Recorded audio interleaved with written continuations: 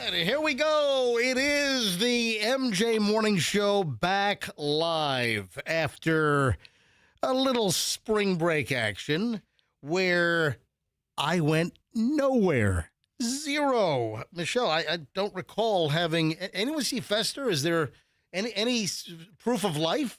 You know what? I did speak to Fester once during spring break. You know, Fester might have driven off a mountain road in Tennessee. And maybe he's at the bottom of a gulch, Michelle. No, I doubt it.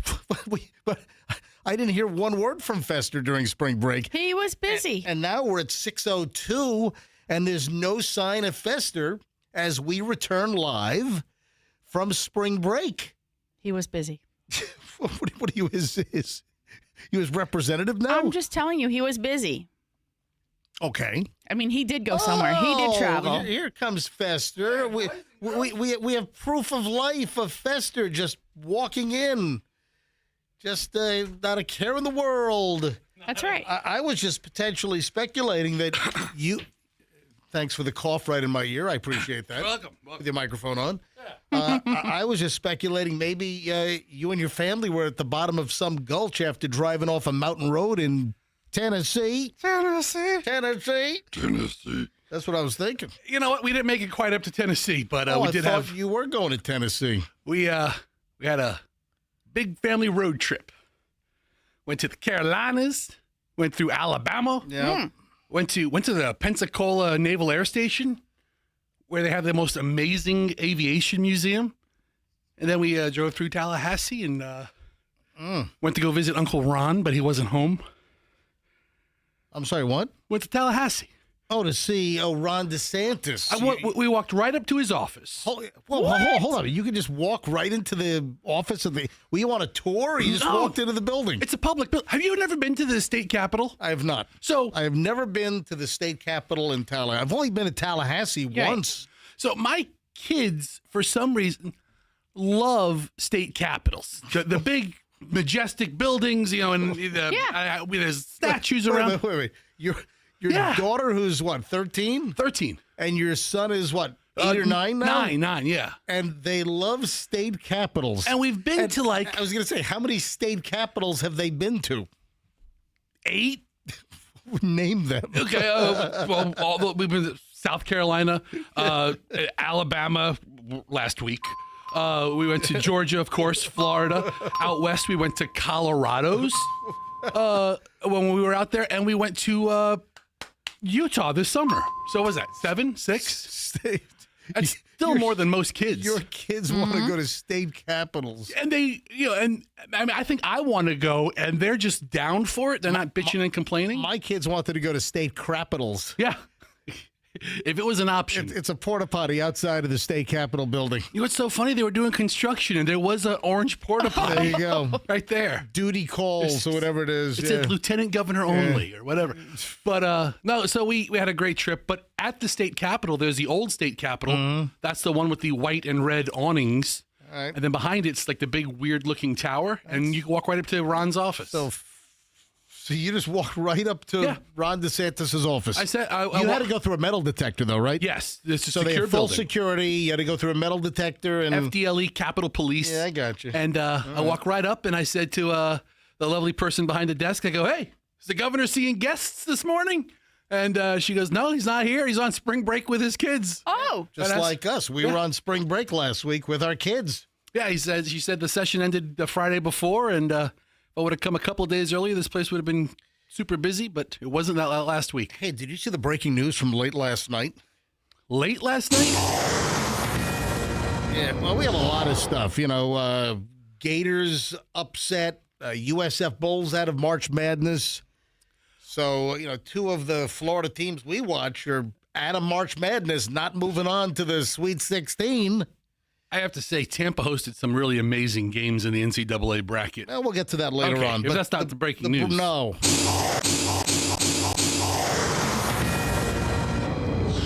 Last I saw, and that was early this morning, LaGuardia Airport up in New York is going to be closed until early afternoon after a terrible incident where an Air Canada regional jet It's got a name. It's not Air Canada. It's Jazz Air. Yeah, Jazz. So Jazz is like a commuter airline of Air Canada, and a Jazz commuter plane crashed into a Port Authority of New York and New Jersey fire vehicle on the taxiway. And when I saw this image of the airplane, it was like a CRJ, I think like a CRJ 900, which is a commuter plane. When I saw the picture of the plane that people, as they were evacuating passengers, plenty of passengers started taking pictures, and they were popping up on Reddit, on X, on TikTok, Instagram, and the aircraft is nose up, like a 30-degree angle. I've never seen anything like that. And the cockpit of this CRJ 900 is obliterated. I mean, it is gone. And I said to Michelle, and we went to bed late last night. Julian alerted this to us last night. We get a text from Julian maybe around, I don't know, midnight. And Julian's like, LaGuardia closed, big accident on the taxiway. And then I start looking at all the, local news up in New York. I go to, Channel 7, WABC, Eyewitness News, nothing. Went to NBC4 New York, nothing. CBS 2 New York, nothing. It was amazing how late they were to covering the game. Maybe it's like all local news these days on TV. It's like unbelievable how it's all changed. Did Eyewitness News Channel 7 look for an eyewitness? Well, there were tons of them. So finally, I went to I don't know. We only talk to eyewitnesses. I just heard about it. Not you, sir. Next. It seems that the New York Post had it first. Right. And then, but I had already seen social media posts, and the nose of this airplane up in the air and the cockpit smashed in beyond recognition. And what I say to you, Michelle, I said, I don't know how the pilots made it out of there. Right. And sure enough, earlier this morning, word came out that the two pilots did not make it. Oh, no. Yeah, the two pilots, the accident, which is unbelievable. The fire truck, I guess, was crossing a taxiway while the Air Canada Jazz plane was taxiing to the gate after flying in from Montreal. And there's even ATC audio, and this is nuts to listen to. Truck 1 and Company, LaGuardia Tower, requesting to cross 4 at Delta. Truck 1 and Company, cross 4 at Delta. So they're asking for permission to cross a taxiway at, I guess, like ramp or 4 at the Delta, the D or Delta taxiway. Truck 1 and Company, crossing 4 at Delta. Frontier 4195 to stop there, please. Stop, Truck 1, stop. Stop, Truck 1, stop. Stop, Truck 1, stop. So he's trying to tell Truck 1 to stop because then someone realized that there was traffic and the plane was taxiing. Too late. The plane and the fire truck collide. Delta 2603, go around, runway heading 2000. Jet 646. You can hear like sirens going off in the background, and the air traffic guy's telling Delta, so the tower at LaGuardia, he's telling a Delta flight about to land to go around. You'll pull up and go around. 646, I see you collide with a vehicle there. Just hold position. I know you can't move. The vehicle's there responding to you now. So you hear they're talking about a vehicle collision. Is the runway closed? Delta 2603, go around, runway heading 2000. Heading 2000, go around, 2603. LaGuardia Tower. Truck 2, runway 4 is closed, correct? Yes, go on to runway 4 now. Proceed on runway 4, you have access. Tower, car 0, runway 422 is closed at this time. 90, roger. LaGuardia Tower, vehicle 98. 98. Vehicle 98. Vehicle 98, please show at this time. Runway 422 is closed. I repeat, runway 422 is closed at this time. Tower, car 90, LaGuardia Airport is closed at this time. Wow. So at LaGuardia, last I saw, was supposed to be closed till maybe 2 o'clock this afternoon. That's the most emotion I've ever heard out of an air traffic control. I was about to point that out, is that ATC is typically very calm, even in the most severe of situations. And there it's like a degree of panic that you can hear in the voice. Anyway, crazy story. We'll get into it in a little more detail. I'm sure more details are going to unfold during the course of the day. Wow. Hi. Just getting rolling back from spring break. Lots to discuss. Lots on the table today. Don't move. MJ Morning Show is back on Q105, 104.7 FM. Traffic's on. Here be Schreiner. Hello, Mr. Schreiner. Anyway, here it County is. Line Road, and then again from Alexander Street.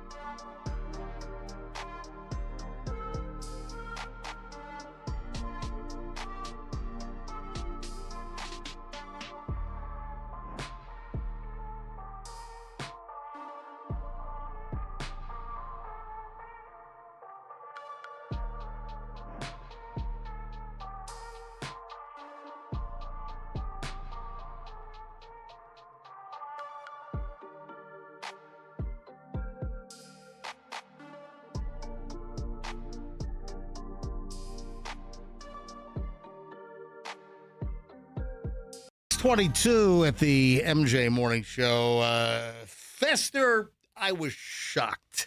Shocked, I say, that Michelle did not know about a certain element of pop culture which has been revived with the passing of an individual. Yeah. Michelle had no idea. Do you know what I'm talking about? We folks, we have not talked about this. I'm launching this cold. Fester and I have had no previous discussion. We've had no pre-show planning on this whatsoever. Do you know what I am shocked about regarding my lovely wife, Michelle, who's here in studio for over a year now, by the way? Yeah. Unbelievable. All right, Fester, do you know what I'm talking about? Shocked. Yeah, because I was out with some friends on Friday night, and several of the ladies didn't know about this either. Hold on, you have not said what it is yet. You could be totally wrong. Okay, well, I had an experience over the weekend. You think you know? Yes, I think I know. And I think a lot of women aren't as up to speed on this as goofy men. Okay, and what is it? It's the passing of the legend, legendary. I think you're onto it. Chuck Norris dies at 86 years old. 86 years old. Chuck has, a report came out that he was ill or that he had some kind of medical issue. And that was, mid last week? And then suddenly we hear that he's dead. Gone. Like rushed to the hospital on Wednesday, dead Friday morning. Karate dude. Was he Walker, Texas Ranger? Was that him, right? Yeah, Yes. He was. Yeah. Chuck Norris. And, of course, what is the element that Michelle had no idea existed? And I'm trying to explain to her, and I didn't do any of the things. I don't want to say, all right, so Fester, what am I talking about? The Chuck Norris jokes. Exactly. The power jokes, how strong he was. Yeah, when were those big? Like, what was the heyday? What was the years of the lifespan of the Chuck Norris jokes? Because they completely disappeared, just like gone. But for a minute, they were... it was longer than a minute. Well, it was for a year. It was for a number of years. It wasn't like a decade of Chuck Norris jokes. And now they're coming back because he's dead. With the news of Chuck Norris's death.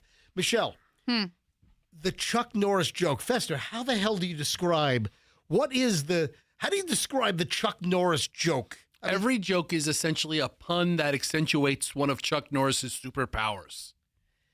Did he have superpowers? He did not. Or he did. But the perception was, or that Chuck Norris could do anything. He was a karate man. He was a karate man. He was an actor, but he was always like just a cool dude. You never heard anything. Nobody had beef with Chuck Norris. That was it. You know what? That's it.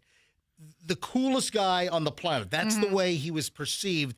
Nothing is cooler or does more cool things or amazing things than Chuck Norris. All right, Fester, do you have a couple of Chuck Norris jokes that we can kind of edumocate Michelle on? I have a couple of them off the top of my head. I'm sure there's a website with all the Chuck Norris jokes. I haven't pulled up the website yet, but like Chuck Norris doesn't do push-ups.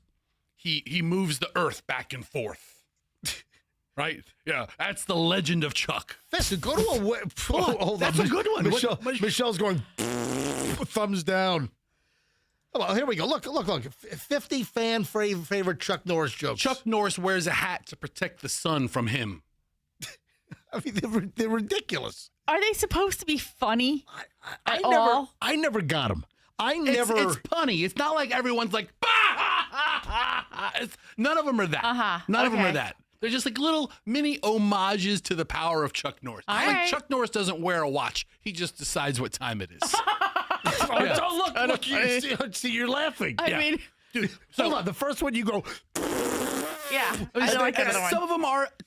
None of them are above a chuckle, which is what you got. Did you just remember that off the top of your head? Yeah. Another one is like COVID-19 caught Chuck Norris and had to quarantine itself for 14 days. I was, just dumb. All right, go to Google and type in list of Chuck Norris jokes. Chuck Norris can't turn left because he's always right. Chuck Norris doesn't read books. He stares at them until he gets the information he wants. No. Chuck Norris doesn't read books. He stares them down until he gets the information he wants. Chuck Norris doesn't tip the waiter. The waiter tips him. Yeah, absolutely. They're just so ridiculous. But there's hundreds of them. Chuck Norris's tears cure cancer. Too bad he never cried. Oh, my God. That's awful. That is terrible. Chuck Norris does not own a stove, oven, or microwave because revenge is a dish best served cold. Oh, my gosh. If a rock beats scissors, scissors beats paper, and paper beats rock, what beats all three at the same time? Chuck Norris. Chuck Norris does. Yeah. But there's there's hundreds of them. Huh. Time waits for no man unless that man is Chuck Norris. When Chuck Norris left home, he told his father, "You're the man of the house now." Chuck Norris destroyed the periodic table because Chuck Norris only recognizes the element of surprise. That's the only one. I mean, that was a little clever, I guess. A lot of them are clever. There's your push-up joke. That's on the list. Okay, good. Okay. Chuck Norris doesn't do push-ups. He moves the world down. When the boogeyman goes to sleep, he checks under his bed for Chuck Norris. When Chuck Norris goes swimming, sharks get out of the ocean. When Chuck Norris goes to sleep, he has to have the lights on because dark is afraid of him. All of these super-powered Chuck Norris, and he's the coolest, and he was so cool about it at the time. He was? Yeah, he was obviously he was aware. Yeah, he was laughing along. Oh, my gosh. Clouds don't rain. They sweat when they see Chuck Norris. I didn't realize he was like this popular. I thought it was just kind of a karate dude thing, and then he went to do the TV show. Oh, this is relevant. Chuck Norris doesn't worry about high gas prices. His vehicles run on fear. When Chuck Norris cooks, he makes onions cry. Chuck Norris can sneeze with his eyes open. When Chuck Norris looks in the mirror shatters because not even glass is dumb enough to get in between Chuck Norris and Chuck Norris. What? I'm not getting in the middle of Chuck Norris. Ghosts tell Chuck Norris stories at the campfire. Yeah, see, all kind of punny Right. comments about Chuck's power. Chuck Norris counted to infinity twice. Who else can do that? Nobody. Only Chuck Norris. Outer space exists because it's afraid to be in the same planet with Chuck Norris. Chuck Norris beat the sun in a staring contest. There's like 200 of these things. It goes on and on and on. And some of them are chuckle-worthy. Other of them are worthy. But they're all kind of in good, fun puns. He was in the movie Delta Force. He was in the movie Missing in Action. Of course, Walker, Texas Ranger on TV. And Chuck Norris died Thursday morning while we were on spring break. I mean, that Walker, Texas Ranger ran on CBS for years, didn't it? Yes, it did. Who had a nice tribute to Chuck Norris was Christy Brinkley, because the two of them did that infomercial for like the Total Home Gym. Oh, is that right? I don't recall that. For 25 years. It was like a made-for-TV infomercial. How did I miss that infomercial then? I mean, I missed it too. I don't work out. But the Total Gym. Anyway, all these memes are coming back. Sylvester Stallone, Jean-Claude Van Damme, Lee Majors are all commenting on the death of Chuck Norris. Oh, George W. Bush also. Lorenzo Lamas, Dolph Lundgren. Sure. Yeah. I mean, he had such an impact on the muscle man community and average president community. But Allison didn't know the jokes either. She had no idea. When I was like, There you go. I think I used the Chuck Norris hat joke about this. He wears the hat to protect the sun from him. And Allison laughed. She's like, no. She's like, what does that mean? How does that? Exactly. What? Who? And I said, Chuck Norris died. That's amazing. So your wife and my wife both had no idea about all these Chuck Norris memes and jokes. 6:32 at the MJ Morning Show. The early morons in the news, and I have amassed a spectacular pile of morons in the news next as we're back live here on this Monday, the 23rd of March. Spring break is done.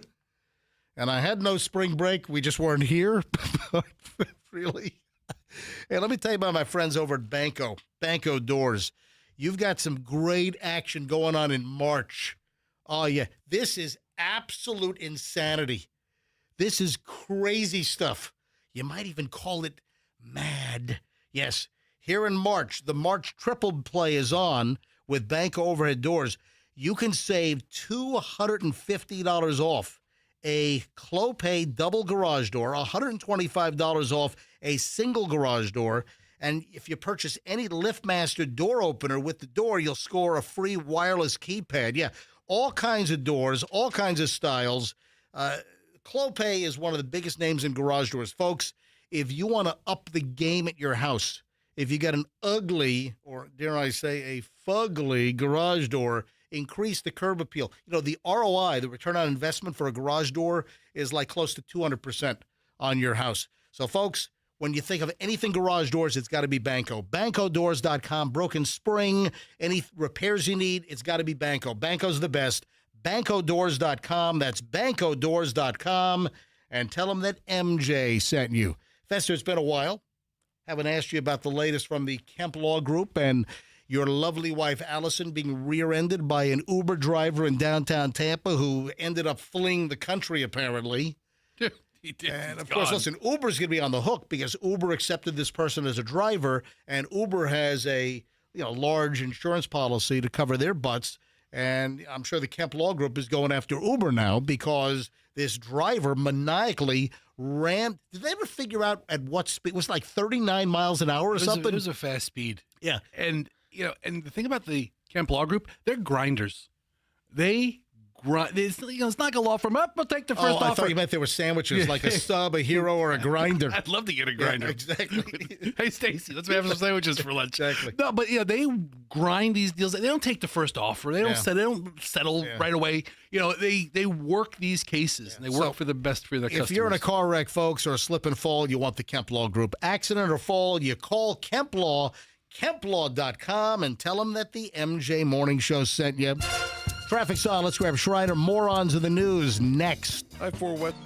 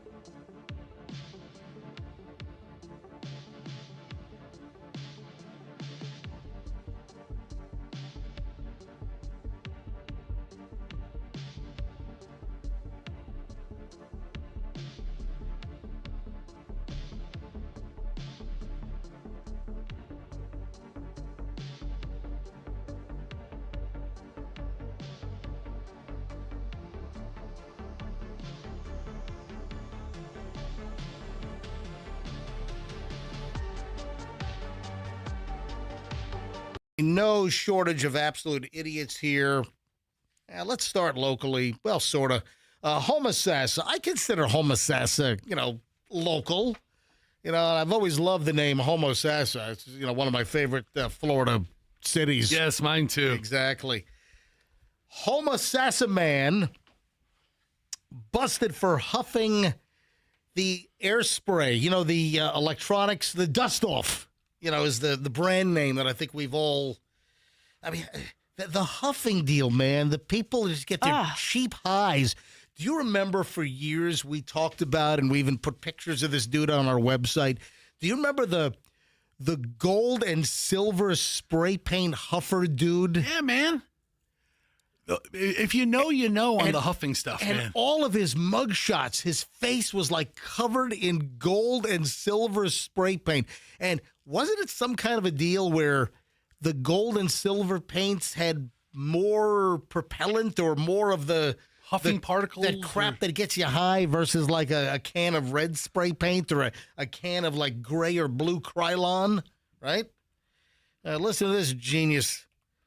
A Homosassa man facing a slew of charges after the FHP said he crashed his vehicle not once, but twice while inhaling air spray, electronics cleaner, to dust off your keyboard, get the crumbs out. With Fester, I'm sure you could probably build a whole snack cake out of the crumbs in Fester's keyboard. Dude, I'm looking at mugshots of other huffers. Oh, yeah. I'm looking at father huffers. I'm looking at mother huffers. Mother huffers. You mother huffer. You mother huffer. It's like the whole goat. Some guys have it all over the whole face, but most of them have it like confined to like the goatee area. Yeah. Just golden. Let me introduce you to a guy by the name of Dennis Johnson. Hey, Dennis, what's up? Yeah, this is a Homosassa guy, 42 years old, was driving on California Street in Spring Hill. So he's from Homosassa. The bust happened in Spring Hill. Yeah, I'm going down to the big city. when a Florida Highway Patrol captain, a high-level FHP dude, saw an F-150 driving recklessly and passing other cars in a no-passing zone. Right after the FHP captain recognized that this Ford F-150 was driving recklessly, he smashed into another vehicle. So he crashes into another vehicle that had just pulled into a driveway, and it was, hit with such force that the airbags went off. Then Mr. Huffer Johnson... Oh, he's not done yet. He ran off in a huff. He fled the scene of the crash on foot, right? I'm sorry, not yet. He fled the scene in the vehicle again. All right. So he crashes into the vehicle, airbags go off, deployed. And then he flees that scene. I guess the airbags are all inflated. It's maybe in his face and everything. He drives off from that scene, but then crashed into a metal, I guess, handrail at a bus stop. So you've seen, like, sometimes on the side of the road, you have those metal, like, handrails. I've seen them. Yeah, to protect the bus riders from people like this. Yeah, so he smashes into that, and then he tries to flee again, and that's, I guess he was on foot, and then he was finally taken into custody. Yeah, officers immediately detected that this guy was under the influence of something. They noticed that he was impaired, and there was white residue around his mouth. And then they discovered a couple of cans of electronics duster, air cans. To his credit, in the front passenger seat of his Ford F-150. His dashboard was very clean. I mean, he had all the dust particles blown off. Can you imagine your huffing air cleaner? I mean, of course, there's air in there, but to force the air out, it's the accelerant, it's the propellant to get the stuff out of the can, and that's what you get high on. And this dude can you imagine you're sharing the road? This guy's driving a 5,000-pound F-150, and he's all huffing electronics dust-off cleaner? That's some scary crap right there. What happened to, the guys just using those little silver cartridges? The whippets? Yeah. Yeah. So FHP found the Walmart receipt in his vehicle for the 2 cans that he had purchased just before the crash. So the guy went to Walmart, bought the dust-off air cleaner, and then got into his truck and starts huffing while he's driving, going down the road. That's terrible. All right, I have to hand it to AI because I've been looking for more information on huffing. One of the cans was completely empty. Oh, yeah. And AI is not giving me anything positive about huffing. This dude was... No, there is nothing positive about huffing. Well, I said earlier I typed in what's the best paint colors to huff. What is wrong? According to addicts. What is wrong with you? According to addicts. Maybe they have a preference. I mean, what is wrong with you? AI should answer that question. Yeah. And they're like, huffing is abusive and dangerous. You know somebody who has a problem. You need to solve this. I'm like, I don't need that from you. That's what I have my mother for. Please, I don't need that. So there was saliva around the empty can opening. They booked him into the Hernando County lockup. He was charged with DUI. He was also charged with hit and run, reckless driving with property damage. So if anyone runs into Dennis Johnson... Oh, he'll run into you. ...of Homosassa, here's what you say to Dennis.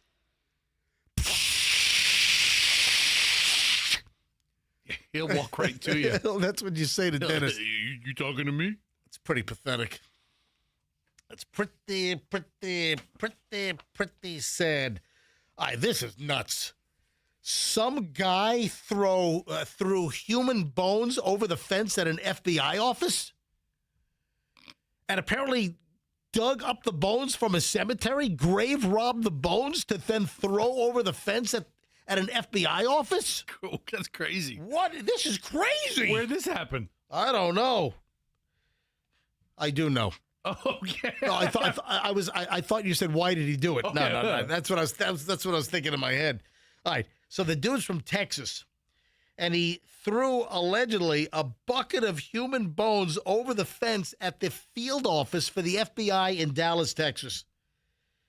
in order to summon federal agents, he stole the bones from a cemetery. He dug them. Well, actually, he went into a mausoleum. The above ground thing. So he didn't have a shovel, but he goes to a cemetery and busts into a mausoleum, busts into the casket, and steals human bones out of the coffin.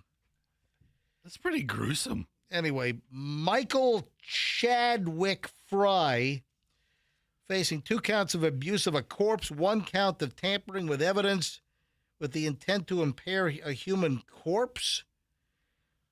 This is just nuts. Well, the B in FBI stands for bones. Yeah, the investigation began when Fry's mother called police on Monday of last week when he went to her house in Bartonville, Texas, which is about 30 miles northwest of Dallas, and requested money for a U-Haul because he said that he had a body that needed to be moved. Yeah.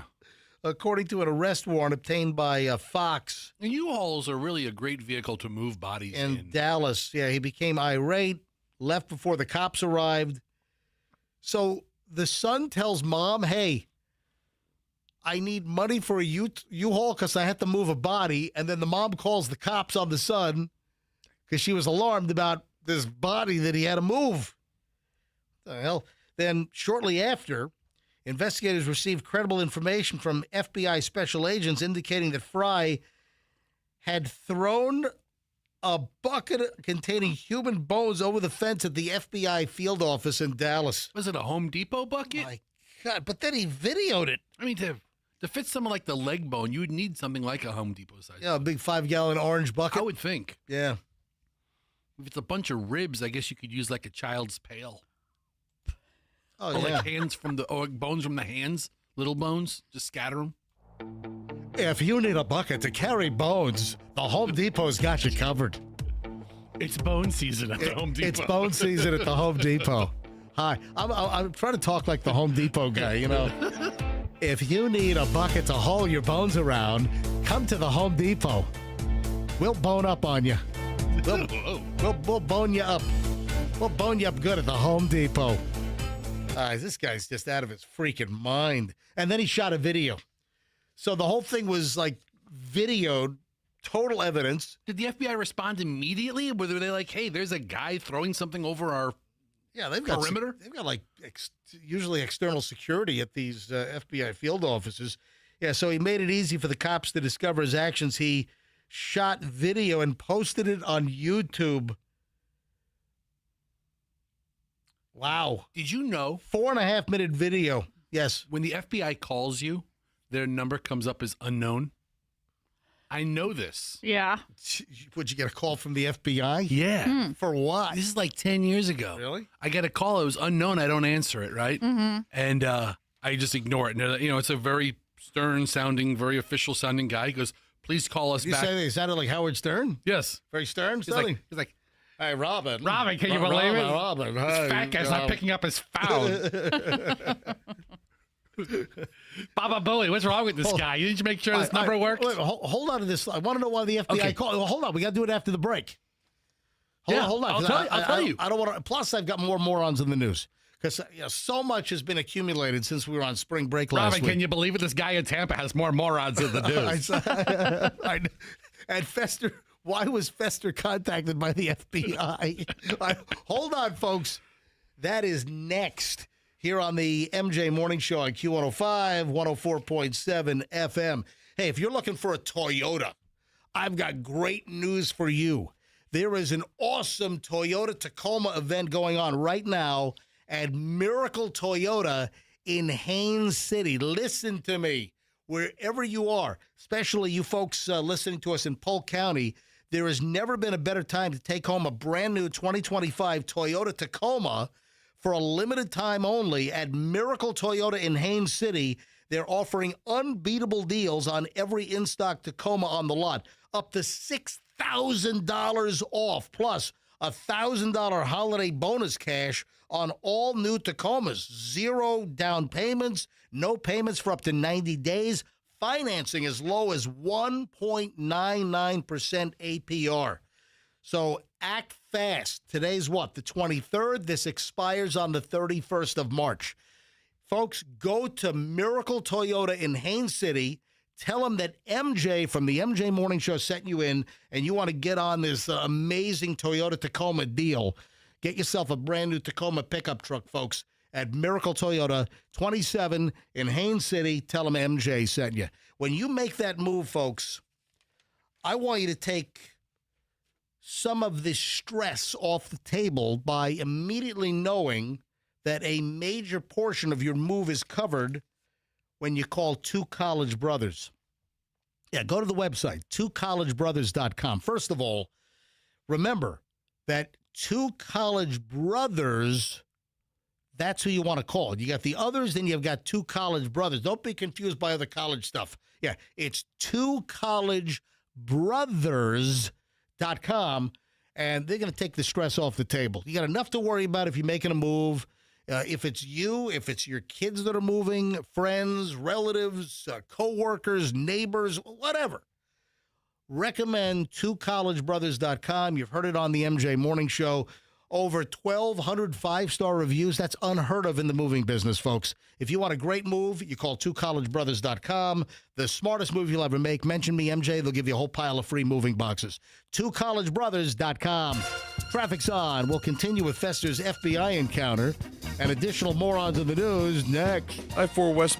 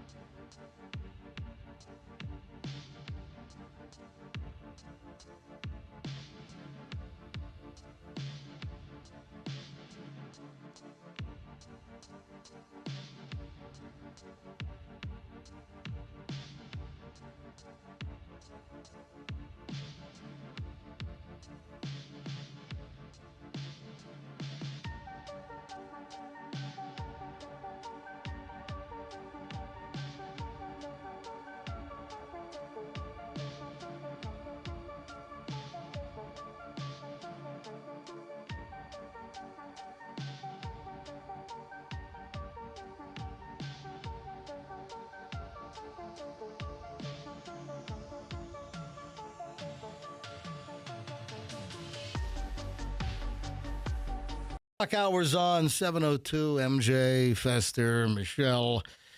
Before the break, if you were just tuning in, we were doing the first installment of Morons in the News, and I had this nut job story of some wacko in Texas that busted into a cemetery, into a mausoleum, stole bones, put the bones in the bucket out of a coffin in the mausoleum, and threw the bucket of bones over the fence at the FBI field office in Dallas, Texas. That's pretty gruesome, man. Just it's insanity, right? Yeah.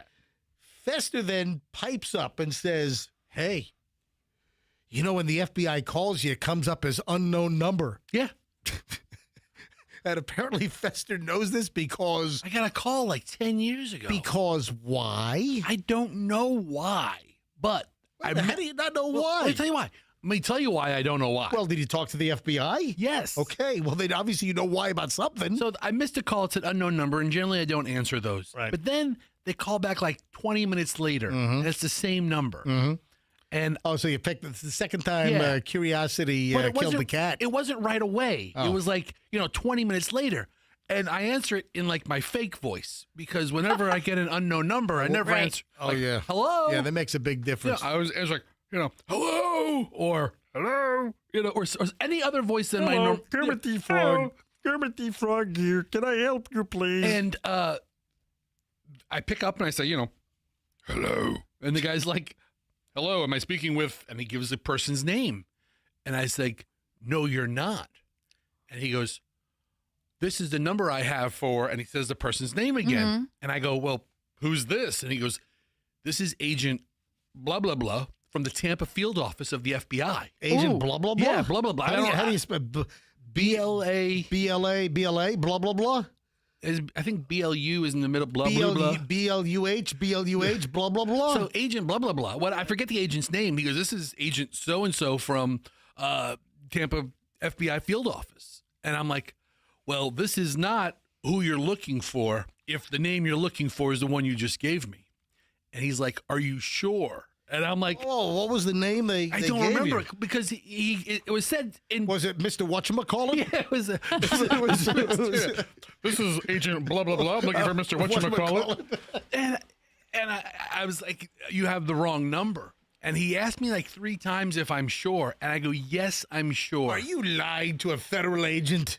And apparently the agent misdialed the number because my number, everybody knows, is 813-310-8444. Michelle, can you grab the sign right behind you and hold that up? Yeah, hold that right up to MJTV, would you please? Yeah, so everybody has my phone number. Fester's number is 813-310-8444. Yeah, and it's this phone right here, the same phone I carry. So Agent blah, blah, blah misdialed? He was off by 1 digit. Oh, was he like trying to call 813-310-8445? Something like, I don't want to give out the number. We figured out through his keen investigating and my evidence that I provided, we figured out where the wrong digit was. And the agent actually told me, oh, I should have dialed a bleep instead of a bleep. And I don't want to give that out because, whoever is at 813-318-8444 was wanted by the FBI. He misdialed. I guess the 8 looked like a 0. Oh, okay, gotcha. And he's like, it's an 888. And but he apologized. Did you ever find out? No. Why? They were looking for Mr. Whatchamacallit? Listen. Average citizens never want to talk to the FBI. No. I never want to meet an FBI agent. Did he kill Mr. Mustard in the library with a pipe? He might have. I never want to meet an FBI agent. I never want to meet like a a police investigator for anything. Anything. I mean, I never want to meet those folks. I mean, they do a good job, I guess. Stay away from me. You just don't want them in your orbit because that would mean that maybe you did something wrong. Or they're close to catching up. You know how many people sent me the stories about the buffet? For whatever reason, there's a whole litany of stories that popped out over the last couple of days about freeloaders going to the buffets at the hotels. I'm like, Fester's been there, done that for 10 years now. Seriously. Or more. How many times? We'll get into that later on. Let me mark. Were you going to ask how many times did I go to a buffet during the spring break? We'll do that later on. Most of the hotels I paid for because we were traveling, but so you actually had complimentary Saturday morning. You had free buffet legitimately several times during your spring break jaunt. I was home Saturday morning. I got up very early. Went to the Hyatt place. Don't sleep on the breakfast at the Hyatt place. Okay. But you were not a guest at the Hyatt. No, I just walk right in. No, did you bring one of your kids? Not the Wesley Chapel location, Andrew. The location off of Fowler. No, Fowler Fletcher. That area. Unbelievable. Or Fletcher Bush or whatever it is. All right. So, additional morons in the news, as promised. Just a lot of stuff occurred while we were on spring break vacation. We're back live this morning on this Monday. A lot of local nuttiness in vehicles. Pasco man with 3 DUIs led troopers on a cocaine-fueled chase. According to local reports, this dude's behind bars. Led troopers on a chase, and I guess they determined that he was all fired up on cocaine. Guy's been hit with a number of felony charges. The trooper was stopped at a gas station. This is about 9:30 a.m. This is on Friday.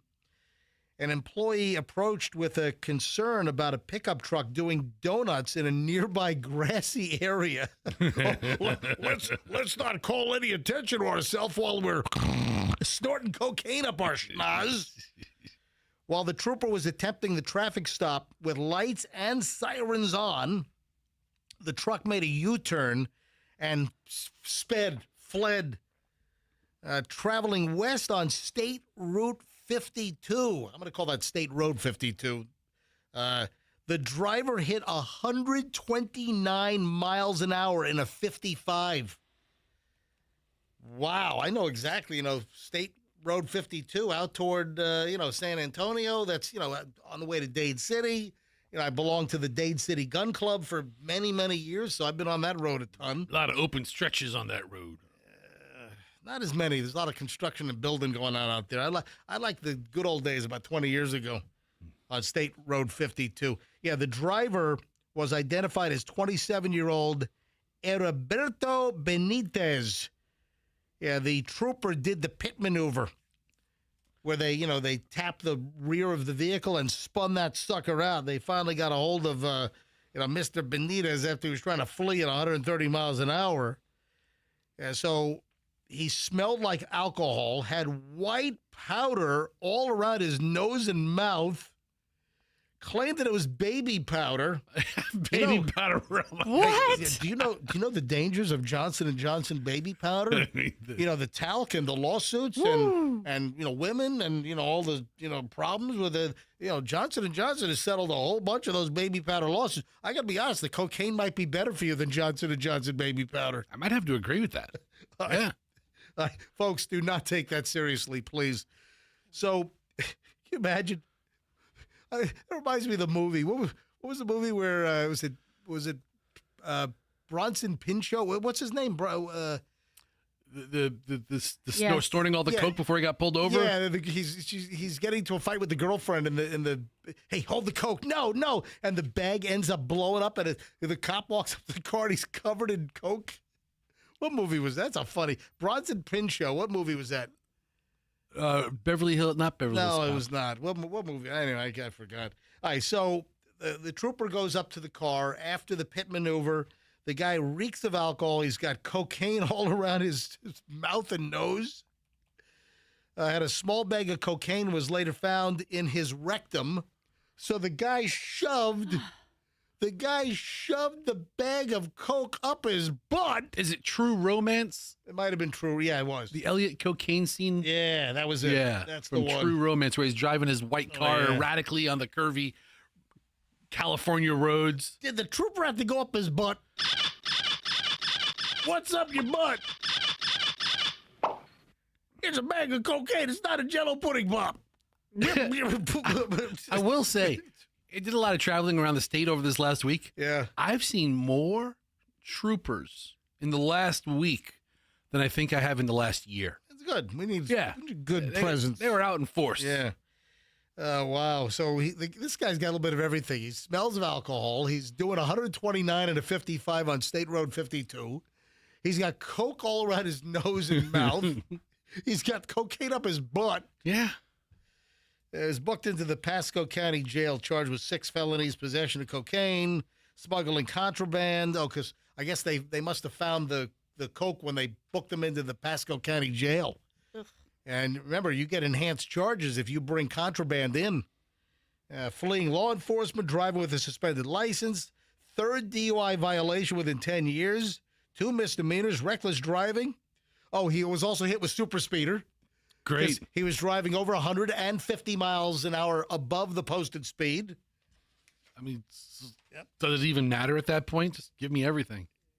Yep. And he didn't use his blinker when changing lanes. No, that's not there. That was the probable cause. Yeah. No blinker on the lane shift. Oh, my God. I mean, what a mess. Then we've got another Florida story. Where the hell's Geneva, Florida? I don't even know where that is. Geneva, Florida. An alleged super speeder claims that he had to speed to avoid an animal in the road. Yes, I see an animal in the road. I better jam down the gas pedal in order to not hit the animal. Oh, here we go! Squirrel! Geneva is located east of the Orlando metro, kind of east of Sanford. Yeah, there's still so many damn places in this state I've never even heard of. Yeah, so this super speeder said that he had to speed up to avoid an animal on the road. Yeah, about 1 a.m. last Wednesday, deputies saw a dark four-door sedan cross a bridge over the St. Johns River at an excessive rate of speed. Gregory Dolcine, 32, was pulled over for driving 101 in a 55. So if he was just 2 miles an hour slower, he would not have been hit with the 100-mile-an-hour plus or the what? Oh, no, he didn't get the over 50. It was just super speeder at 100 miles or more. Yeah, I mean, the guy would have gotten just a warning. So he's pulled over, and he was told, what he was doing. He was doing 101 and a 55. And then he said that he was speeding to avoid an animal on the road. Yeah, dangerous speeding over 100 miles an hour, $500 bond, which he posted. The animal was a cheetah, apparently. Yeah.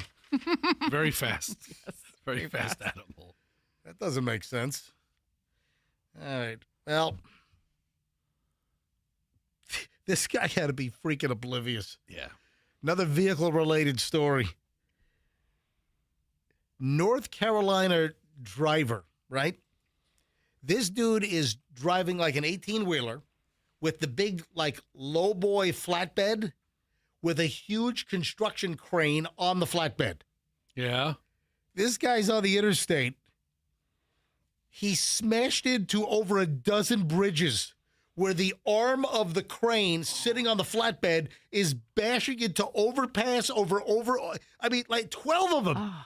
He did from light to moderate damage after the metal crane arm is just hitting the bridge that he's passing under. I mean, how do you do 12 bridges and not know that you've just smashed into this thing? My God. Look at that big arm on the back of that. Is that a backhoe? Yeah, it's a big backhoe. Big backhoe. The biggest backhoe I've ever on the seen. back of the flatbed. That is insane.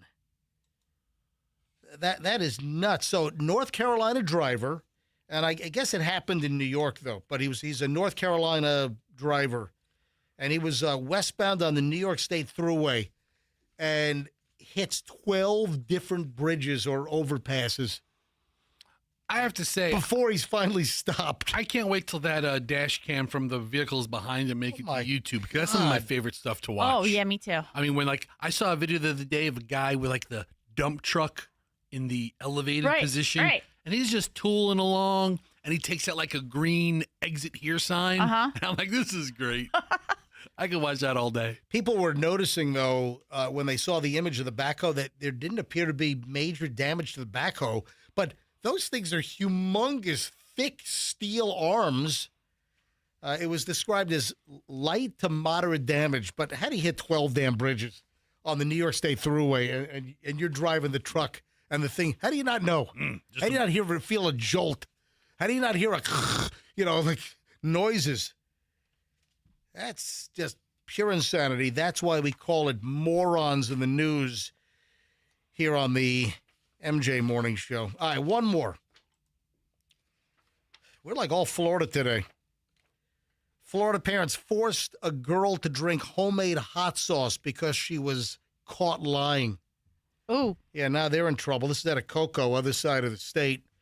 Man and woman here in Florida arrested under suspicion of child abuse after allegedly hitting a child with a belt and forcing the little kid to drink homemade hot sauce as punishment. Ashley Eldridge and Robert Eldridge arrested, booked into jail, one count of child abuse, according to the Cocoa, Florida Police Department.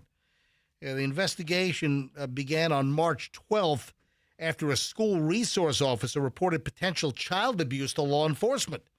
According to the report, the girl told detectives that Ashley Eldridge would force her to drink homemade hot sauce made with red peppers, onions, and oil whenever she was suspected of lying.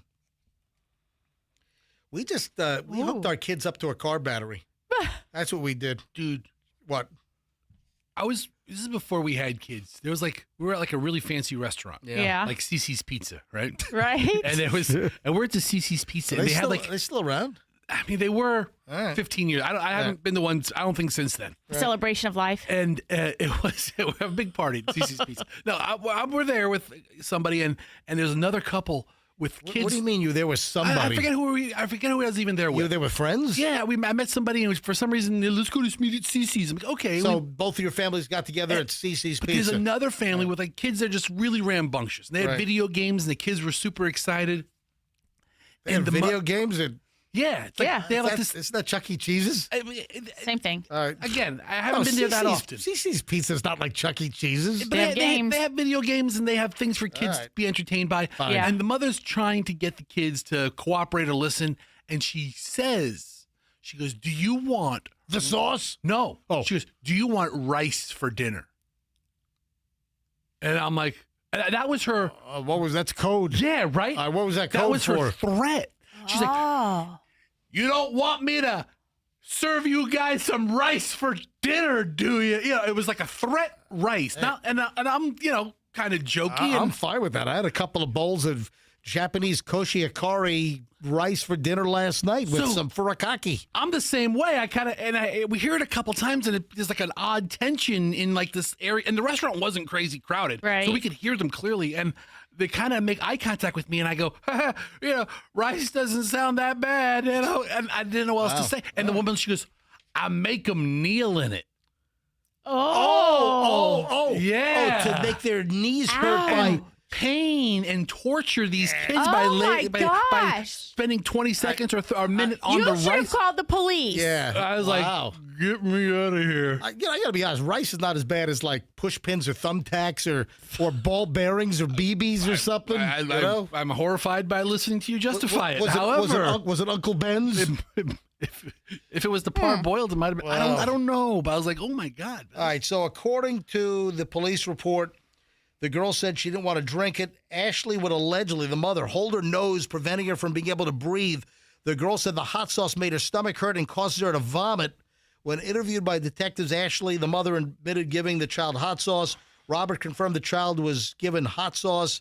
The girl also alleged that Ashley and Robert would hit her Yeah, man. It's terrible Wow, parents. it's terrible. Oh. Awful parents. And a waste of good hot sauce. Well, I'm glad that the parents will be brought to justice for abusing this little girl. Unlike the rice raiders at the CC's Pizza from 15 years ago. Yeah, it doesn't say how old the girl is, but I would imagine the girl's a little young. School resource officer. It sounds like elementary school aged. Terrible. Yeah, please use the approved disciplinary measures, please, folks. All right, 7:21 at the MJ Morning Show. When we get back, we start over an hour and 20 minutes of nonstop MJ. And with that, something I never have ever done, something that I did on Friday. I've never done this before. And I rolled the dice. But things were smooth over here, and they are messy elsewhere. I'll explain you late.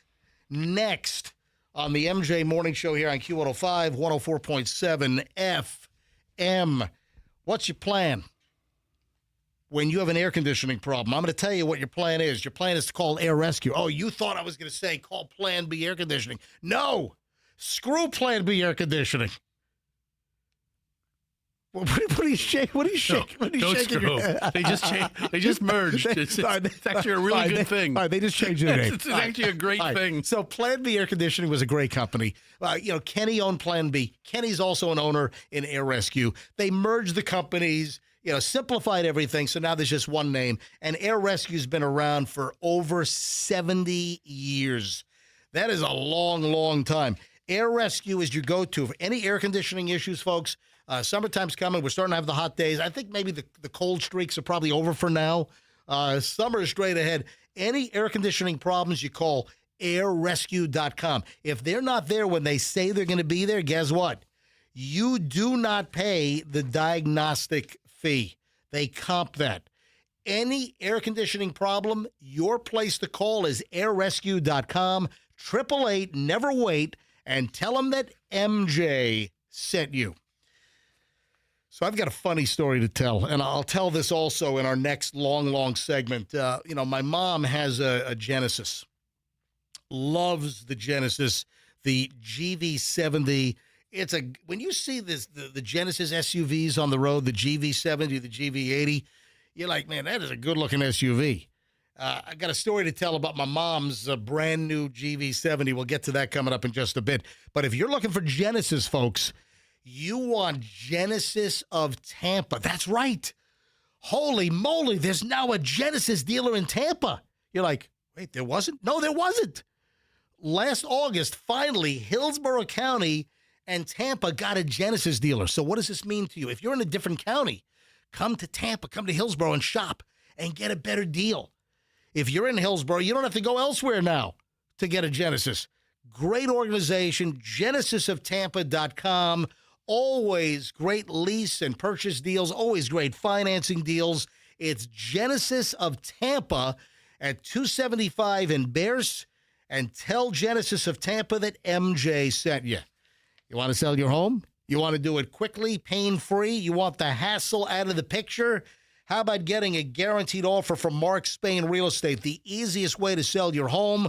You'll save time and make the most money. MJ obviously here for Mark Spain Real Estate, recommending that you utilize their hassle-free services.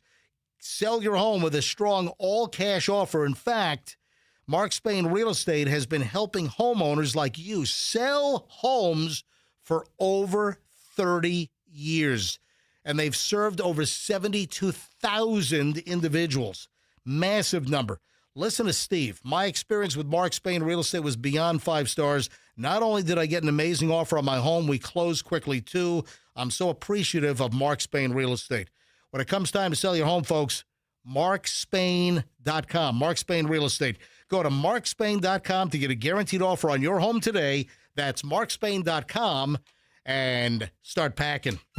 Traffic's on 726 MJ Morning Show. Back in just a sec. In Hillsborough.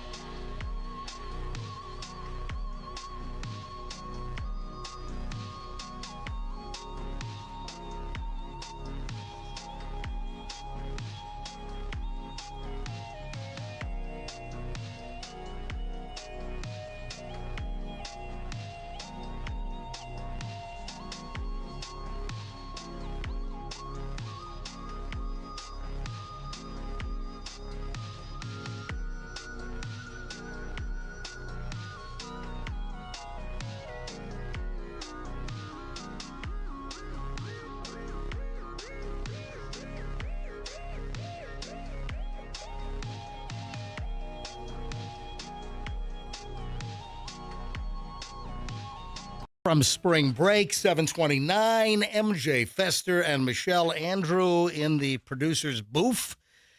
I did nothing for spring break. Actually, I did go visit my parents this past weekend, got in yesterday morning. Couple of observations that I'd like to make along the way during the course of the show. I've got a ton of new Instagram videos I got to put together and start posting later today. Oh, yeah. Can't wait. Got a bunch of good stuff to stick up there. That's what I was hoping for. Back from spring break, folks, I did something on Friday I've never done before. And Michelle thinks she's all a smart girl over there. She had it all worked out and everything. Except, there was the wild card X factor. So what did I do on Friday?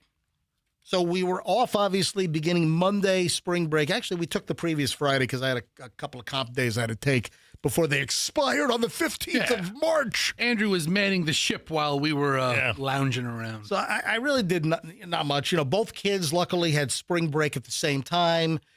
Chloe and Julian came home. Julian had a little project, a video shoot, a project he's been working on. So Michelle and Julian actually took a road trip because Julian's on this shooting crew for film crew. That's awesome. So Michelle was gone Tuesday, Wednesday, Thursday. Yep. Went with Julian on this little trip. So we hung in town. Usually we go somewhere. Spring break. I generally go on a scuba trip. I didn't do it this spring break, but something I did on Friday I've never done. Michelle, do you know what I did on Friday that I've never done in my life ever before? No, I don't. Well, what do you think about? What did we do on Friday? Well, what did you do on Friday? I know what we did, but I wouldn't know it if it's something you've never done before in your life. It is. It's what we did on Friday, and then what happened after what we did that I've never done before in my life. Oh, you got your toes done. I need my toes done. How did you know? Well, I saw those nasty claws last week before we left on vacation, and I'm like, boy, I sure hope she takes a couple. No, I have no idea, Michelle. Right, but I think of things MJ's never done. He's never had his toes done, has he? No. I've never had a pedicure. Yeah, you should get one. Oh, you have. You had one pedicure. When did I get? Oh, that's right. Mm-hmm. A long, long time ago. Like 25 years ago? Yes. Yeah. Oh, yeah. I think we talked about it on the MJ and BJ show back in the day. Did we? I don't remember. Yeah, Michelle had me get a pedicure. Have I ever had a manicure? No. I've never had a manicure. You'd look good with a manicure. I've never had a mani-pedi. You should get one. So here's the deal. What did I do on Friday? Michelle, you don't know? I don't know what you're talking about. We went to see a movie, and from the movie, we had to rush out, and they had to drop me off at the airport to catch a flight. I've never gone from the movie theater to the airport. And again, the wild card, the X factor, was there going to be a terrible, huge, massive line at TSA with the government shutdown continuing, and we're seeing these nightmare stories, 3-hour lines at Houston, 3-hour lines at Atlanta, 3-hour lines at LaGuardia. By the way, we'll get into the LaGuardia incident late last night. We'll get into that again. We brought this up at the opening of the show today, the terrible incident at LaGuardia. We'll get into that in a bit. But I've never done that. Went from a movie at the Veterans 24, right down the Veterans, right to Tampa International Airport, boom. Was I going to walk into a nightmare line scenario? Spring break. Is it going to be a horrific wait at Tampa International? And I've never done this before. Well, I know. I went to a movie and then caught a plane. Dun, dun, dun. That's why I was like, what are you talking about? Yeah, okay. Do you know what I've never done before? Chew with your mouth closed? I mean, what? I don't think a lot of people... That is something he's definitely never done before. Done that.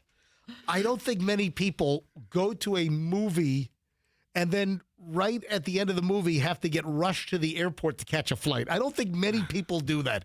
I don't think that is a common, tandem operation. Airport, stat. I had to watch the whole credits. Now I'm running late. Mm-hmm.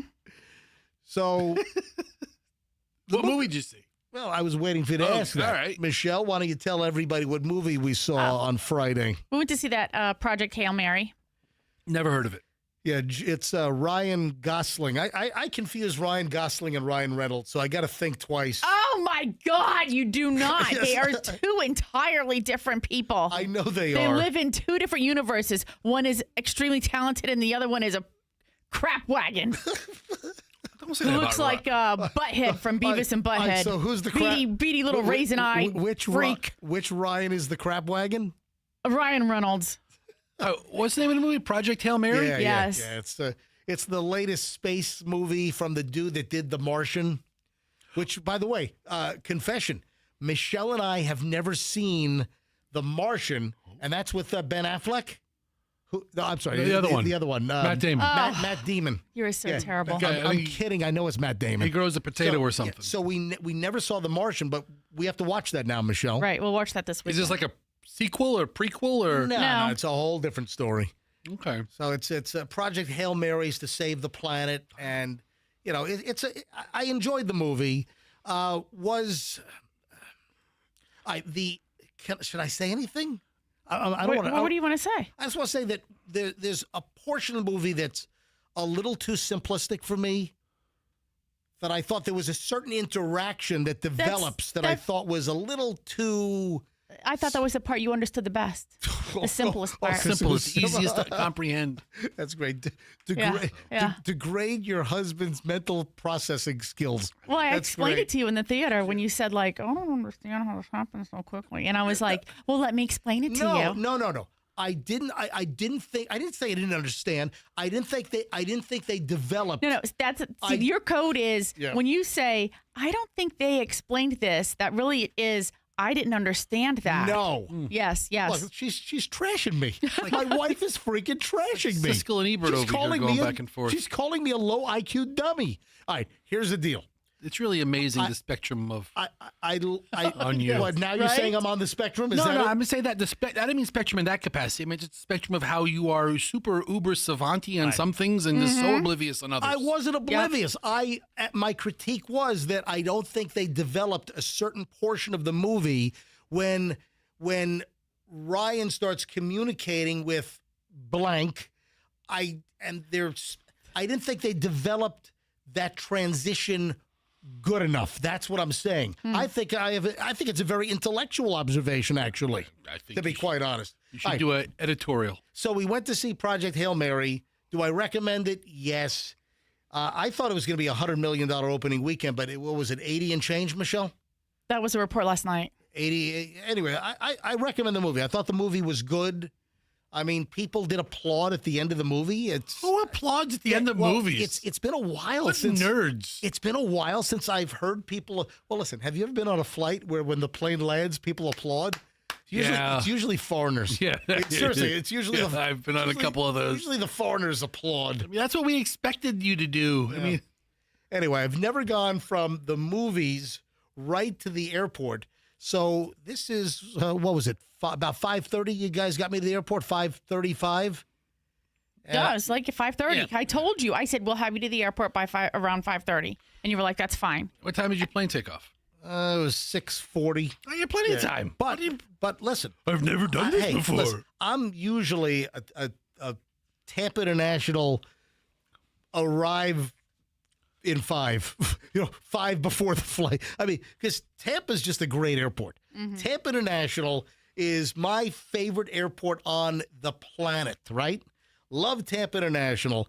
And as usual, I get to Airside A because I went to visit my parents. I flew Spirit. And I get to Airside A. This is 5:35, 5:40 on Friday afternoon. And I'm the first person. There's no one in line. I walked Airside A, TSA pre-check, 0. The guy was napping. So Yeah, he was startled by you making the turn. there were people lined up on the regular security side, but I mean, a totally manageable line. It was like a very small line, Airside A, and at pre-check there was 0, nobody. So I walk right on, and all was fine and well. Made the flight. So, but I'd never gone from the movies right to the airport. We're all fascinated. And I do recommend Project Hail Mary. I thought it was a very, very enjoyable movie. Good. Yes. Looks like it brought in about $81 million over the weekend. Fantastic. Yeah, it should be a profitable movie. Oh, I am so busted up I'm so an Instagram follower by the name of Schweppy Tea Leaf. Isn't that a ginger ale? I don't know. Schweppes. Not Schweppies. I don't know. Schweppes. Okay, I don't hear that often. They make club soda and tonic water. Okay, and, all right. All right. Schweppy Tea Leaf, or maybe it is Schwepp Tea Leaf, has unfollowed me on Instagram. Oh, no. I'm so busted up over this. Let me read the direct message they sent me on why they're unfollowing. MJ, I have to unfollow you. I cannot watch you eat another thing. It is disgusting. I saw 3 videos in a row of you eating stuff. The last one was pizza. I said to myself, if you see MJ eat one more thing on his Insta feed, you gotta unfollow. It happened. A fortune cookie that you spit out at the camera. Come on. The fact that we can see into your mouth and up your nose, please stop. Maybe it doesn't matter since I did unfollow you. I'll still listen to your show. All right, so they're still listening to the show, but they've unfollowed me from Instagram. Did you see the fortune cookie video that I did? That I videoed at China Yuan, my favorite Chinese place in town. Best Chinese in Tampa Bay, folks. China Yuan, Y-U-A-N, on Armenia. I've noticed there's a couple of local restaurant reviewers who think they've gone to China Yuan lately, and they're like, this place is a hidden gem that I've never heard about in the city of Tampa before. Yeah. It's a 10 out of 10. I highly recommend it. I'm like, you moron! We've been talking about this place for 30 years. It's the best. Maybe not 30 years, but 20 years probably. Yeah. A long time. 25 years? Long time. Yeah. Long time. Yeah. So Schweppy Tea Leaf has unfollowed me because of my fortune cookie video. Folks, may I recommend that you look at this video and see why I was unfollowed. Go to Certified MJ Radio. That's Certified MJ Radio. And watch me open up the wrapper, open up the fortune cookie, read the fortune, and I couldn't believe what I saw. And I did choke and spit out the fortune. You gotta be kidding me. All right, I want you to go look at the video. If you haven't seen this, that's a little audio from the video. Certified MJ Radio. That's Certified MJ Radio.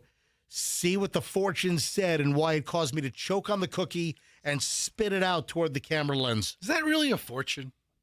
I'll let you decide that. All right, so go to my Instagram, Certified MJ Radio, and you want to look for the one that says, what?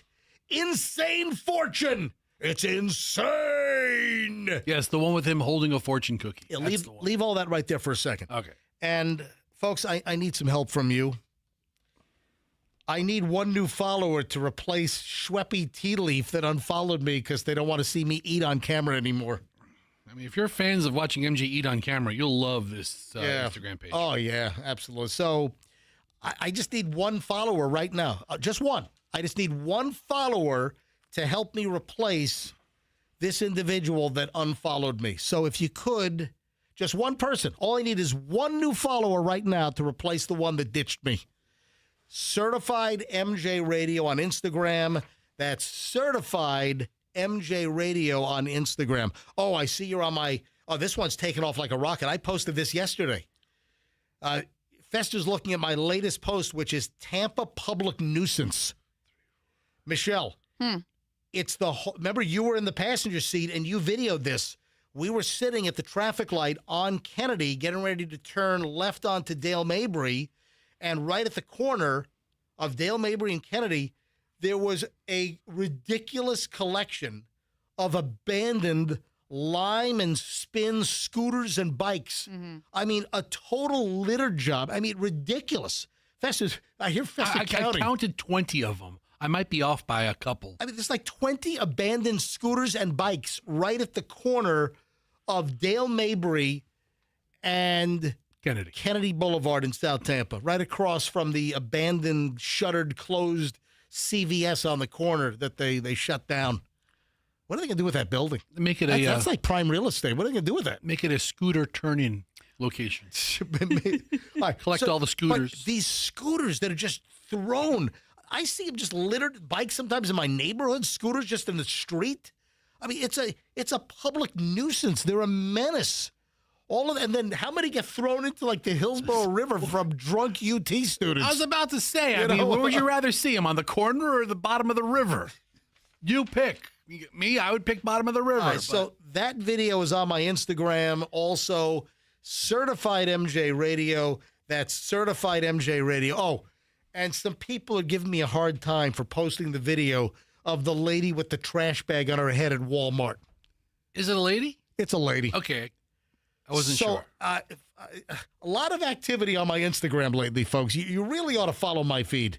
You really ought to follow Certified MJ Radio. And I got some doozies I'm about to put up later later today. I'm going to post a new video or two. I've got a bunch of stuff in the hopper. Can't wait. That's just fantastic. So give me a follow on Instagram, Certified MJ Radio. I go back to the trash bag lady. So people are like, MJ, you ought to be ashamed of yourself. She looks like she could be mentally ill or she could be homeless. Listen, I'm sorry. If there's a woman at Walmart with a white kitchen trash bag on her head, I'm videoing that. That's going on my Instagram. I mean, 100 people think it's funny or, making comments, and you get like 1 or 2 people. That's terrible. I'm unfollowing you. You know what I hate? I hate the expression "do better." Do better. Yeah. So I got somebody that posted a comment.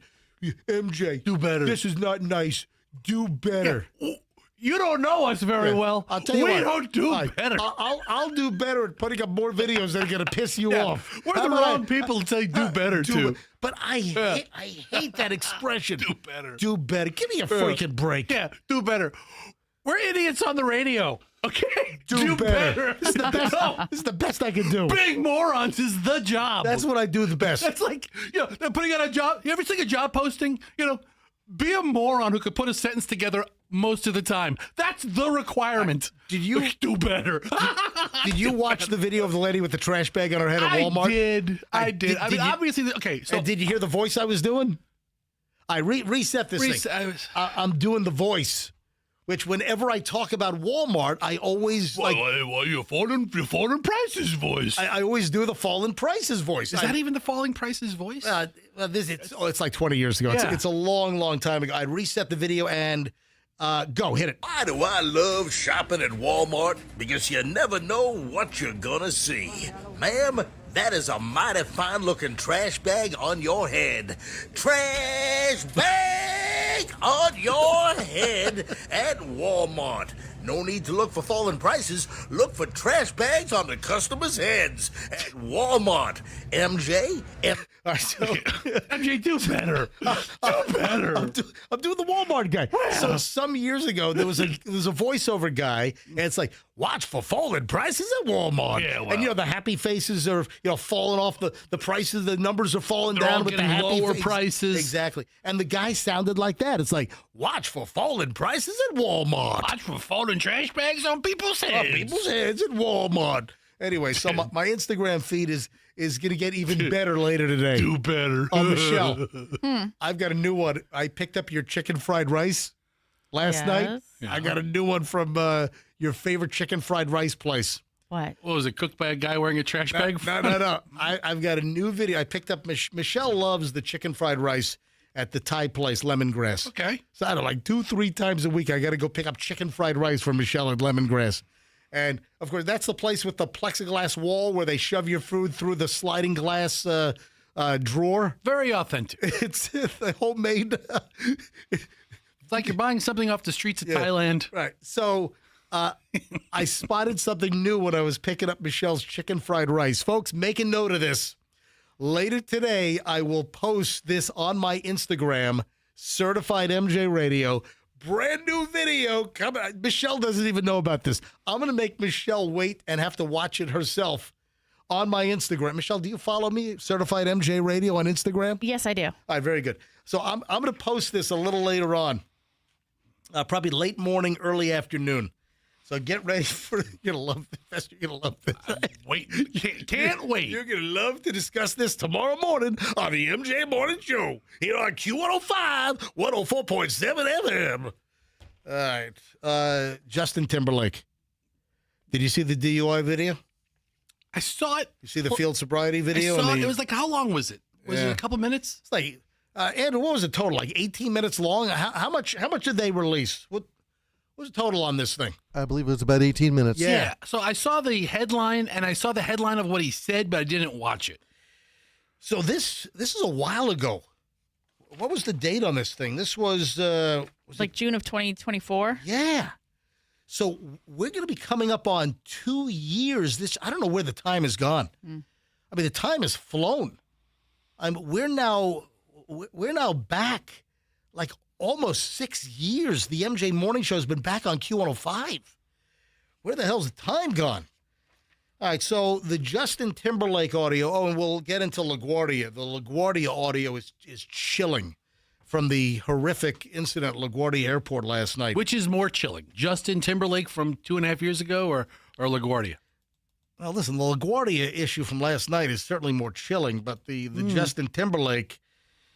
So footage was released. And Michelle, he tried to file Justin Timberlake. He didn't try to file. He did file. Oh, he filed a petition. To try to prevent this video from being released. Right. That seems like the right move if you're that guy. I mean, right. You top don't want it. Top of the page news now. You don't want it out there. Yeah. I think from what I read, though, was that they did, I guess, redact or they edited it. And so there are some portions of it I think that they did not release. Oh, did they not release some of the really, really good embarrassing stuff?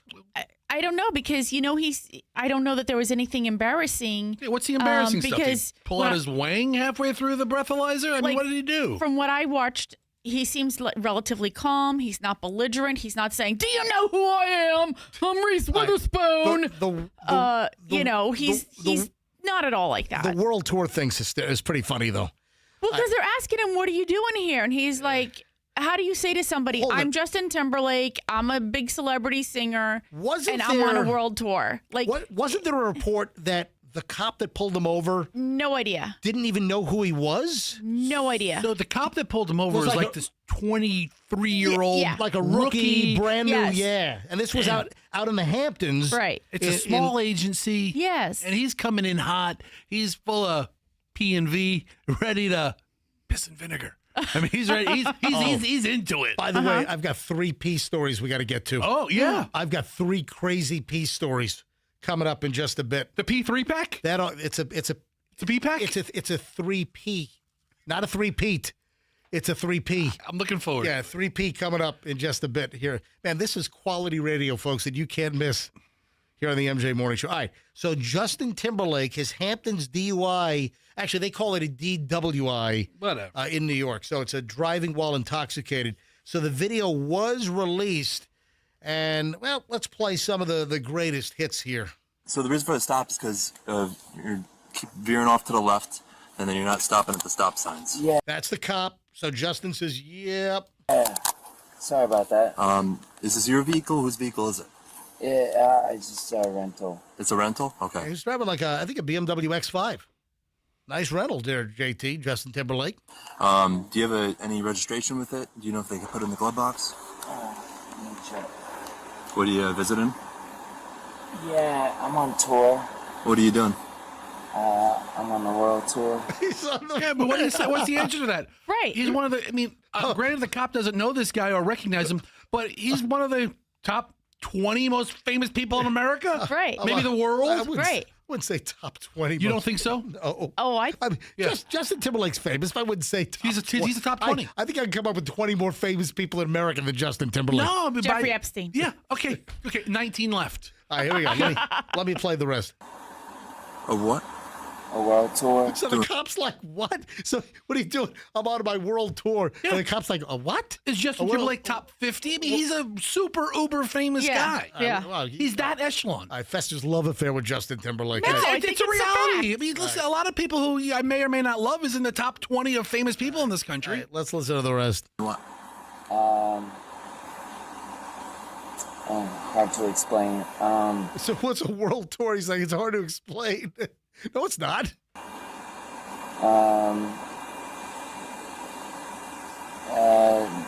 World tour. I'm Justin Timberlake. Yeah, I'm Justin Timberlake. The cop kind of pulled it out of him by the cop being so like, what's a world tour? He's like, I'm probably one of the most famous people you'll ever meet, and I sing songs around the world. He didn't say that, but here, all right, a few more seconds of this clip. What's your name? Justin Timberlake. You are Justin Timberlake? Yeah. You have a license with you? Yeah, I do. All right, so I wouldn't believe him either. That's actually at the traffic stop. Justin's in the driver's seat. The cops at the driver window on the X5 on the BMW rental. Yes, Fester? Here's where it changes. Listen to that. The original reports was the cop had no idea who he is. Yeah. As soon as he heard the name, he did say, "You're Justin Timberlake." The cop kind of fanboyed up. The cop's like, "You're Justin Timberlake." You don't repeat the person's name in all like that. The cop, if I have no idea who you are and you say you're Justin Timberlake, I'm like, okay, so what? Big deal. Spread them. Yeah. Well, I think that's when he kind of like, I recognize this name. He's somebody famous. Do you have some ID so I can verify that? I may not recognize you when I pull you over in a dark street and I shine a flashlight at you, but when you tell me a name and he's like, "You're that guy." Oh, my God. Then they haul Justin Timberlake down to the police station. Again, this happened, almost 2 years ago, but the video was just released last week. My partner here observed you some kind of traffic violation, started a traffic stop, believed you have impairment, did a series of routine tests on you, right? Field sobriety tests, okay? You performed poorly on those, okay? He performed poorly on the field sobriety test, so he's now down at the police department. Was it Southampton? What was the actual? In Sag Harbor, New York. Sag Harbor. June 18th of 24. Right. All right, so here we go. Based off of his observations, you are intoxicated. Okay. So you were under arrest for DWI. Remember the reports? He was at that American bar in Sag Harbor, and he was putting them back, and he was even like chugging people's unfinished drinks on his table. That's what you do. Backwash and all. That's right. Okay. Do you consent or refuse to the chemical test? No, I'm not doing the chemical test. Like, guys, I don't mean no harm. What was the traffic violation I missed? I observed you. Just so I know for future reference. I observed you failing to fully stop at the stop sign, and then while you were driving, you failed to keep right on numerous occasions. All right, so he rolled through a stop sign and was kind of swerving, did not keep right. He was drifting. So you were very... Wait, start over? Sorry. So one more time. You failed to stop at the stop sign, and then while you were operating the motor vehicle, you failed to keep right on your side of the roadway, and you continuously moved off and veered to the left of the roadway. Okay, well, I was just following my friends. Okay, yeah, I understand, but we are where we are right now, okay? You boys treat me like I'm a criminal. What'd he say? You boys are treating me like I'm a criminal.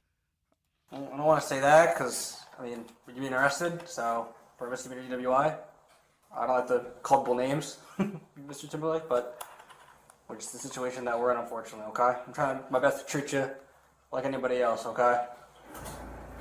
I appreciate your cooperation. Can I ask you a question? Yeah, happy to answer anything I can. Is this the normal process? Yeah, yes, everything is... Oh, he's asking, is this the normal process? Yeah, he doesn't know. Or is he getting like the special celebrity treatment? Oh, to get some good video for TMZ. No, he thinks it's worse. Yeah, the cop just asked. That's what that. Yeah, clearly, Justin Timberlake thought that maybe he was getting more the fifth degree or whatever. Standard, nothing of the ordinary. We do this for everyone that gets arrested for DWI. Is there anything specifically about it you are wondering, or just... No. I just wondered, like you really cuff people up and like... Yeah.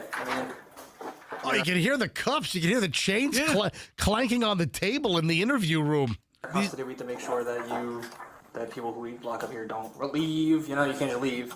We got to process you, everything like that. Your safety, our safety. I appreciate you boys for doing your job. Oh, look at that. I appreciate you boys for doing your job. Right. Looks like a model arrest. Yeah. Right. I mean, he's humble. He's not a jerk. By both accounts. Yeah. Every question he's asked that seems reasonable. Right. Hey, let me introduce you to my friend Benjamin Franklin. No, he's not asking for anything special, and he's not belligerent. Yeah, no, he's very well behaved. I actually think higher of Justin Timberlake now. Yeah, because you hear he got arrested, and I don't like. You think DWI. higher of Justin Timberlake after he gets a DWI? I think the way that he's conducted himself during this whole process is different than what I would have expected. Let's finish this one up real quick before we sign.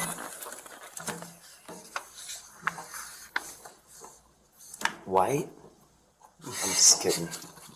What was the question? What's his ethnicity? Like, we have to fill it out like white, black, or whatever. What's his? Yeah. I'm just kidding, man. So he's making a joke about being white. I mean, you get help for the night, and then in the morning is the arraignment. So in the morning, usually around 9:30. You get help all night?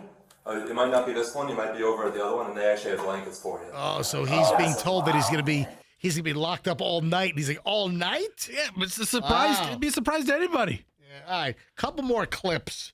So this is Justin Timberlake trying to do a one-leg stand during the field sobriety test. So this one's going to be the one-leg stand, it's called. Either foot, one of your choosing, you're going to raise approximately 6 inches off the ground, keeping your foot parallel to the ground. You're going to be looking at your toes, counting aloud as follows: 1 1,000, 2 1,000, 3 1,000, 4 1,000, and so on until I tell you to stop. He doesn't do very well with this. You're going to be keeping your arms by your side. You can start with your feet together if you'd like. And you're going to be raising either foot of your choice, left or right, does not matter, it's your choice. Foot looking just like this, parallel to the ground. You're going to be looking at your toes, counting aloud: 1 1,000, 2 1,000, 3 1,000, 4 1,000, and so on until I tell you to stop. Do you understand that? Do you want me to re-explain it? Tell me one more time. You got it, Norris. I mean, there's so many rules here. I'd be the same way. Dude, I can't stand on one foot and count and not wobble sober. You're like a Weebles wobble. Seriously. But Fester does fall down. Come on, man. Any guy 2 days out of law school would tell you don't take the test. Right? That's don't make the case. Well, Justin said these were very, very hard tests. Never take By the way, these are like really hard tests. He's right.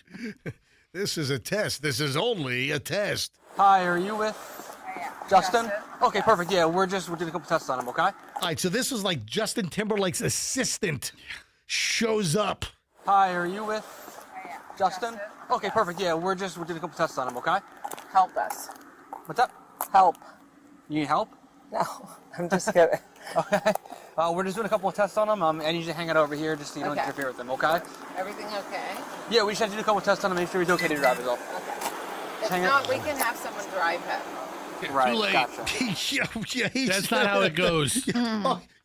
We'll just take him now. He doesn't have to drive away. We'll have someone drive him. Oh, no, a little too late for that, little assistant lady. All right, moving on. You know what? There was a time before all these body cams where they might have just said, you know what, just get him out of here. But everything's documented now. It's all public record. Yep. Never take the test, people. Never take the test. Cooperate. Don't answer questions. Attorneys will tell you. I follow a couple guys on Instagram called the Pot Brothers. The Pot Brothers? Yeah, I think they're like these lawyers out of Vegas, and they tell you what to do if you get pulled over.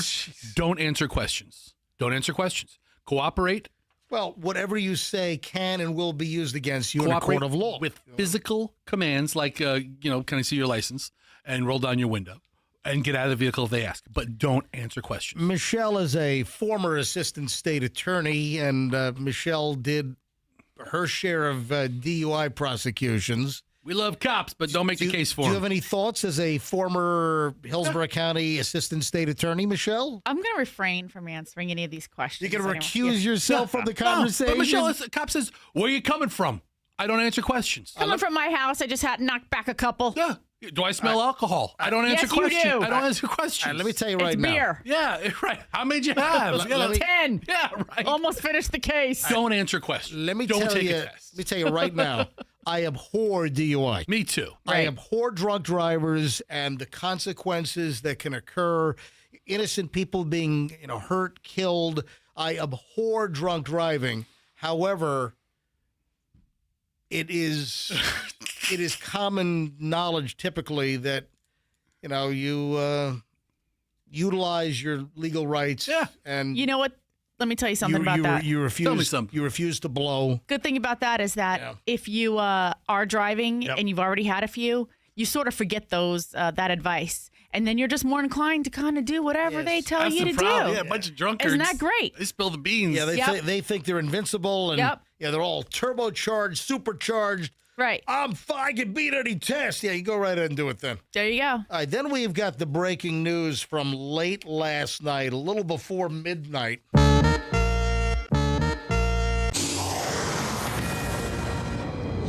Man, what a mess at LaGuardia Airport. Is it shut down till when? I heard 2 o'clock today. Oh, man. That was the expected time. Hey, Andrew, can you please do a quick little follow-up? Try and find the latest breaking news to see if it's still 2 o'clock. So last night, just before midnight, about 11:40 p.m., an Air Canada flight branded as Jazz. So I guess the commuter arm of Air Canada called Jazz. We've been on Air Canada. I've never been on Jazz. Flying from Montreal into LaGuardia on a Bombardier CRJ. It's a regional jet, a CRJ 900. And the plane landed. The weather was not good. The plane lands, and then while taxiing, the plane crashes into an airport emergency vehicle on a taxiway. So this appears to be like zero fault of the pilots. And the minute I saw the pictures started to emerge. Michelle and I went to bed pretty late last night. I got a long nap during the day, and I was at my parents' house. I flew into Tampa at 7 o'clock yesterday morning from Fort Lauderdale. And I was a little tired. I slept a little bit during the day, so we're up late last night. And then the pictures, a little after midnight, 1 a.m., the pictures started hitting X and Instagram and the TikToks. And the cockpit of this CRJ 900 regional jet was obliterated. The cockpit is smashed in. And I said to Michelle, what did I say to you last night, Michelle? No way those pilots survived. I said that before we heard that the two fatalities were the pilot and the first officer. I said to Michelle, look at this cockpit. There's no way they survived. There was even, hey, Andrew, can you see if this has been confirmed? There's a report that a flight attendant sitting at the front of the aircraft, you know how the flight attendants will sit in the jump seat and their back is to like the cockpit wall? There's a report that the flight attendant up front was ejected out of the airplane onto the taxiway after the whole cockpit was like smashed in and obliterated. Let me tell you right now that a typical passenger vehicle has a better crash test rating than apparently the front end of a jet. I mean, the skin is so thin. You don't have any belief that a jet is going to crash into something. Right. Because they typically don't. And, the skin, the aluminum skin on a jet is wafer thin. It's like really thin. It's like, an eighth of an inch? I mean, so these are not built to, withstand any kind of impact. Do well in crash tests. Yeah, right. Because planes don't hit crap typically. Planes don't crash very often. And they're built to be as light as possible, and they're built to withstand all kinds of turbulence and all kinds of crap. But man, when I saw the first images that passengers were taking, and the people that were on this jet that were evacuated, they're walking off the plane, they're on the ramp, emergency vehicles are everywhere at LaGuardia, and people are taking pictures and videos, and these videos and pictures started hitting social media very quickly. And this CRJ 900, the airplane, is tilted up in the air, like a 30-degree angle maybe. The plane nose is up in the air and is completely smashed and sheared off. And the plane is sitting on its butt with the plane up in the air because it lost, the counterbalance, the weight up front. It lost it, and the plane's sitting up in the air.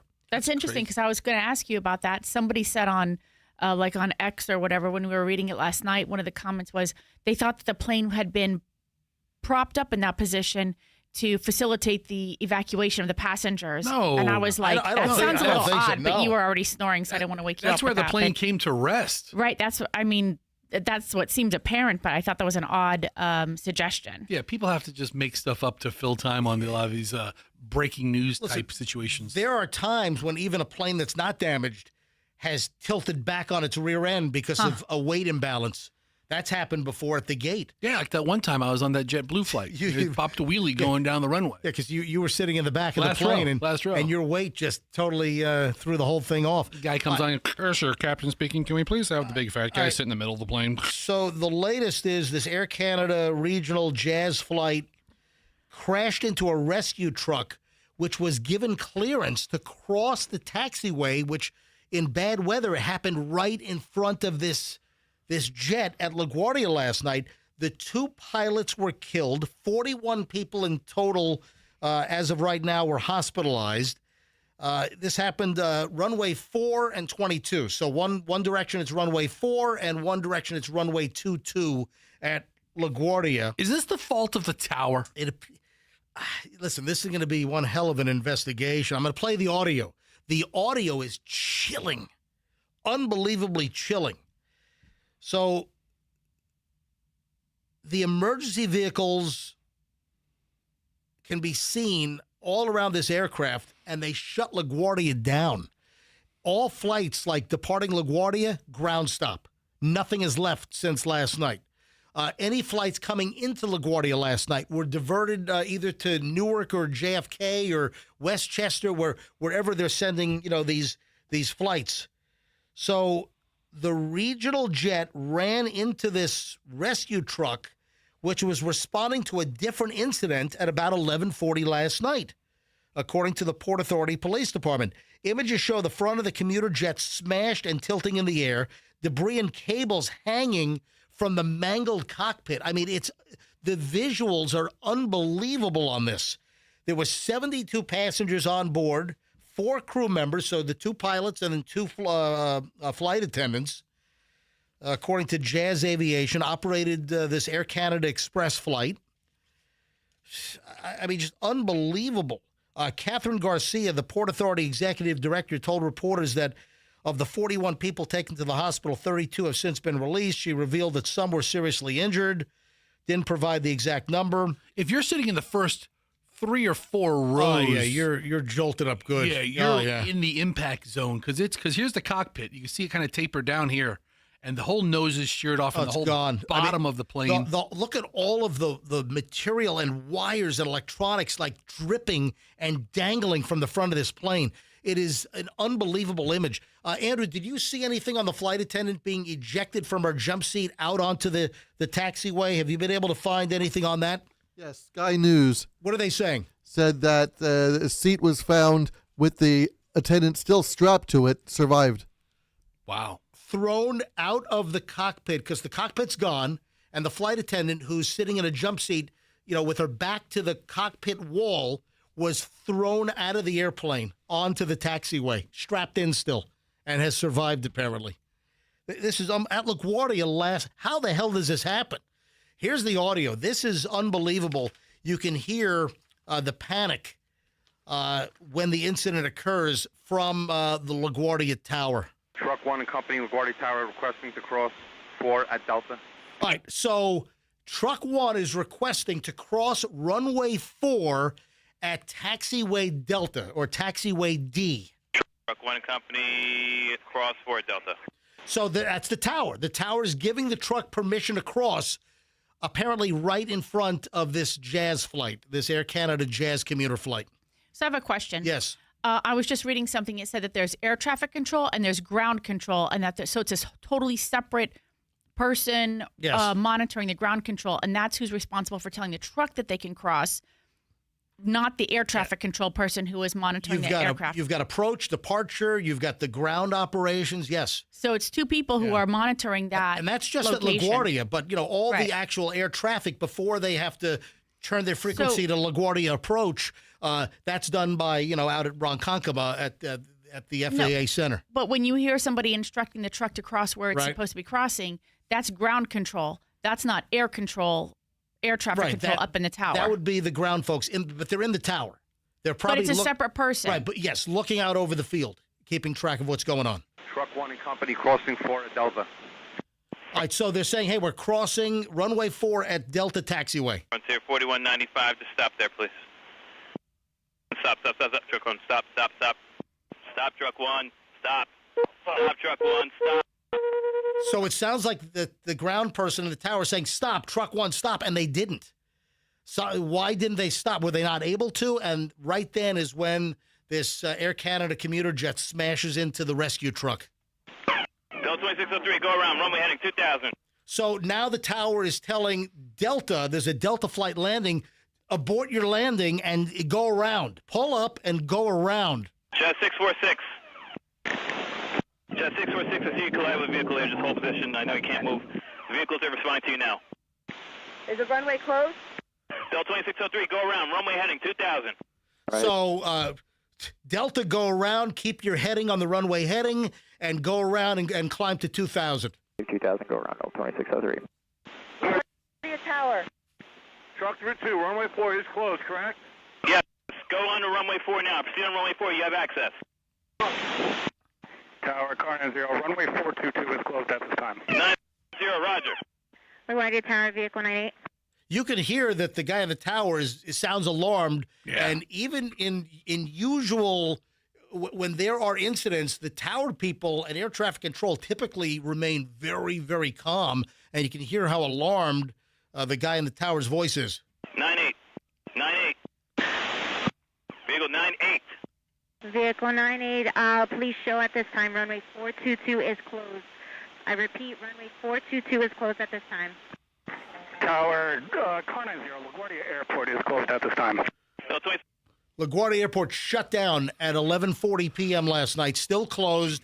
And last we saw, they don't expect LaGuardia to reopen until, Andrew, are they saying 2 o'clock still? At least 2 o'clock? Andrew, what are you saying? At least 2 o'clock. At least 2 o'clock this afternoon. Can you imagine LaGuardia, one of the busiest airports in the country, and the amount of traffic in and out, of the New York area? Wow, what an unbelievable story last night with 2 pilots dead. So I'm looking at an aerial photo of the airport, and it didn't happen on the runway. No, it's the taxiway. Yeah, so the plane already landed, slowed down dramatically, and made its turn to go to the terminal. Mm-hmm. They say it happened at like 24, 25 miles an hour. Yeah, so that's a good point. So I did read that the jet was taxiing at about 25 miles an hour and hit a truck. Look at the damage that can be done to an airplane just driving at 25 miles an hour.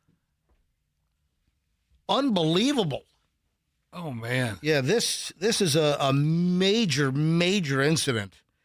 Also, you had 4 rescue personnel that were injured on the truck that was hit by the aircraft or the truck that hit the aircraft. Listen, this is going to be a major investigation with the National Transportation Safety Board.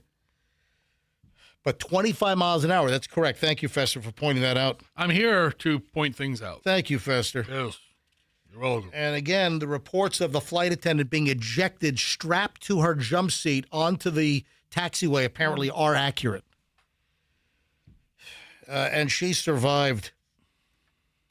So, Air Canada flight was rolling down the runway or the taxiway when it struck the truck that was crossing over this area at runway 4 and taxiway D, as in Delta.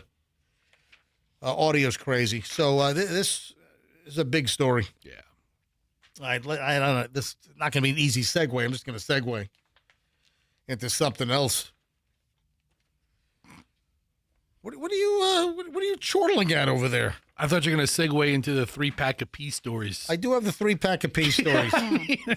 Is this not a good thing to segue? Should I use a buffer? No. Should we do a buffer item? It is what it is.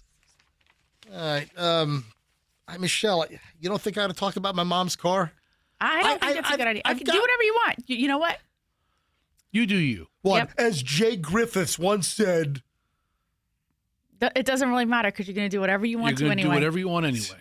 Yep. At best, maybe we can advise to some capacity, but you're going to do whatever you want. Speaking of aircraft, I did fly yesterday. On Friday, I left Tampa at 5:40 or so. I was at TSA checkpoint screening, airside A, and I'm TSA pre-check. Nobody in line. I mean, literally walked off the tram. The TSA agent at TSA pre-check was waiting for a customer. So, folks, whatever you do not get TSA pre-check. No, please don't. No, whatever you, biggest waste of money ever. Do not get TSA pre-check. Whatever you do. All right. I just find it amazing that you traveled over this past weekend, and both of our kids traveled. You know, Julian traveled Friday going back, and they both to LaGuardia. Yep. And then the previous week, they both traveled from up north to here. No issues whatsoever with TSA, and then you just see these. It's almost like it's Houston consistently, a couple Atlanta, of airports, right? But wait a minute. Just a couple of them. Michelle, I don't understand that. LaGuardia had a massive line yesterday leaving, and both kids, not an issue. Not an issue. Now, Chloe has clear through me, right? So clear at BDL, which is the Hartford Airport. Does she even use it? She went to clear, and clear. She was right through with clear. I've got clear. There's no clear at Tampa International, which I don't understand. They don't need it, obviously. But if TSA pre-check's that good at Tampa International, maybe you don't need clear. Right. But I'll tell you what. Let me tell you right now that I was lucky I had clear at Fort Lauderdale Airport yesterday morning.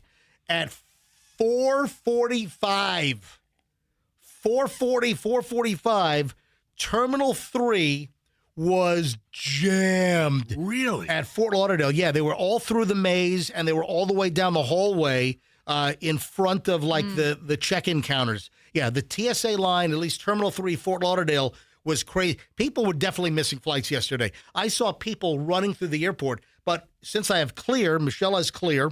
You were just strolling, I laughing at it. I walked right by this massive line of hundreds and hundreds and hundreds. Must have been 2,000 people in line. A lot of people. Did you laugh at them as Fester just suggested? I did not laugh. No, why not? I did not laugh at that. But I walked by all of these people. They're like, what is this guy doing? What is he going to cut the line? And I walked to the... Yes, I am. And I walked to the clear lane. There's nobody there. I walk right in, and I am through security maybe 3 minutes after actually walking into the airport, and I'm clear right through. So let me tell you right now, if I didn't have clear, the TSA pre-check was much shorter. The longest lines were at the regular screening.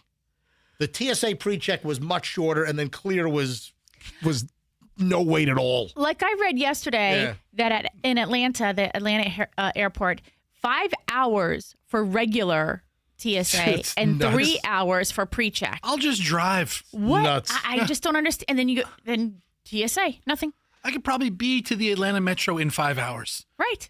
Just drive. Drive. 3 hours to the state line, 3 more hours I'm in Atlanta. Let me go. All right. But I'm glad you flew and got off safely and beat the line and just cackled at everybody. And, MJ, you said the Fort Lauderdale Airport on Sunday morning, it's probably a lot of the spring breakers heading back to college. Spring break was last week for a lot of places. And, right, that's what I was worried about. about. All the students are, Yeah.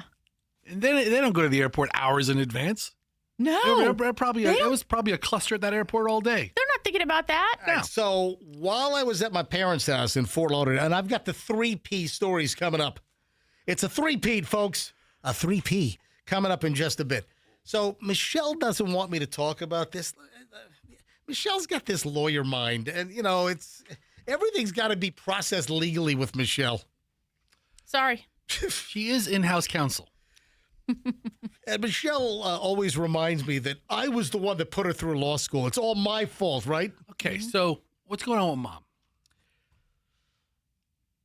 The entire front left wheel well interior is ripped out and missing on my mom's brand new Genesis GV70 SUV. What? Yeah, I've got video. How'd you get that out? I don't know how it... I have no idea. I've seen cars in some pretty awful accidents, and that part is still there. Yeah. So, my mom is like not even a year old Genesis GV70, great vehicle. Yeah. Really, I drove it several times, missing the wheel well. I drove it over the weekend a couple of times. Yeah, we've got, I think the guest's not in the lobby yet? All right. All right. So my brother, he informed me, he's like, yeah, Mom's whole front driver's side wheel well is gone. I'm like, what? So I look at it. When I got to the house, I look at the thing. I'm like, what the hell? This is a humongous black plastic part in most cars. In all cars. Every car has this protective You've got the covering. Exactly. There is total bare metal. You see all the inner workings and the shocks, the strut, the springs, the whole thing. It's all visible. The entire curved plastic piece. It's a pretty large piece. The whole thing is gone. Ripped completely out of the vehicle. How? The fasteners are gone. All the little fasteners that plug the thing in. She didn't have any work done on the car, right? Or had she? So my brother notices this because it's very obvious. You walk next to the car. It's like, what's missing here? Oh, wait a sec. We can see all the bare metal inside the wheel well, and I can see all the suspension now. What's going on here? So my brother says to my mom, what happened to your car? What did you hit? My mom's like, nothing. I did nothing. So what do you expect her to say? Mom is oblivious to what happened. We have no idea why the entire front interior wheel well is gone. Is there exterior damage? No. So I looked at the side, like the side rails of the vehicle, or the actual outside fender, the actual sheet metal of the front quarter panel. No damage there. The front fascia or the front air dam, I don't see any damage. All right, I know what happened. I have no idea. Here's what happened. What? She drove over one of those concrete parking lot stoppers that only rise up about 6 inches. With maybe a piece of rebar sticking out? Or maybe. But, the front of the car cleared it, and it caught on the plastic. And like you said, it's only held in by fasteners. It's not riveted in there. Mm-hmm. It's meant to be removed so you could service the working parts of the car. It just came out. And then Mom realized she was over it's not a parking ballard. Those are like the posts. It's a bollard.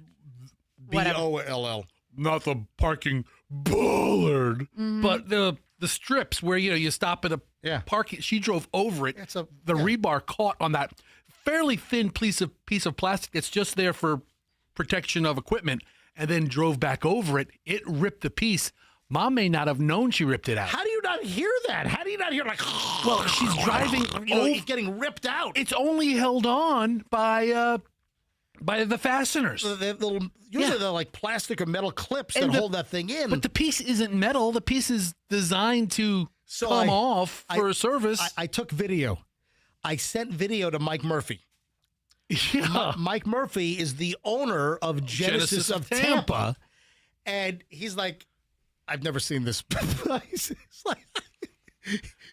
He's like the only time that he said this never happens. Never in my life he's dealing with automotive vehicles. He says the only time this has happened if somebody's flying through high water, that sometimes the force of the water can dislodge the inner workings. But if a piece of rebar runs over it and it disengages the first half and then pulls the second half and just rips it down. How do you not hear the grinding and the ripping of this? Right. I mean, this piece, this black plastic piece, the inside wheel well is like the size of a fifth grader. I mean, this is a large piece of car part. It happened in a couple of a second. And did she have the radio blasting? Yeah. She was jamming out to some AC/DC. Yeah. Highway to hell! With Mom on it, that's exactly what it is. She's okay. There's no exterior damage. The part's can tell. It's like a $500 part or something. Oh, don't fix it. Don't worry about it. Just leave it. Listen, she's just worry about it. Yeah. All right. When she's ready to trade it in, they'll add a new one. All right. So I took video, and I will post the video later. Michelle's like, don't post the video. It's evidence. I'm like, come on, Michelle. Evidence to what? Well, my brother did say, did you hit a person by any chance?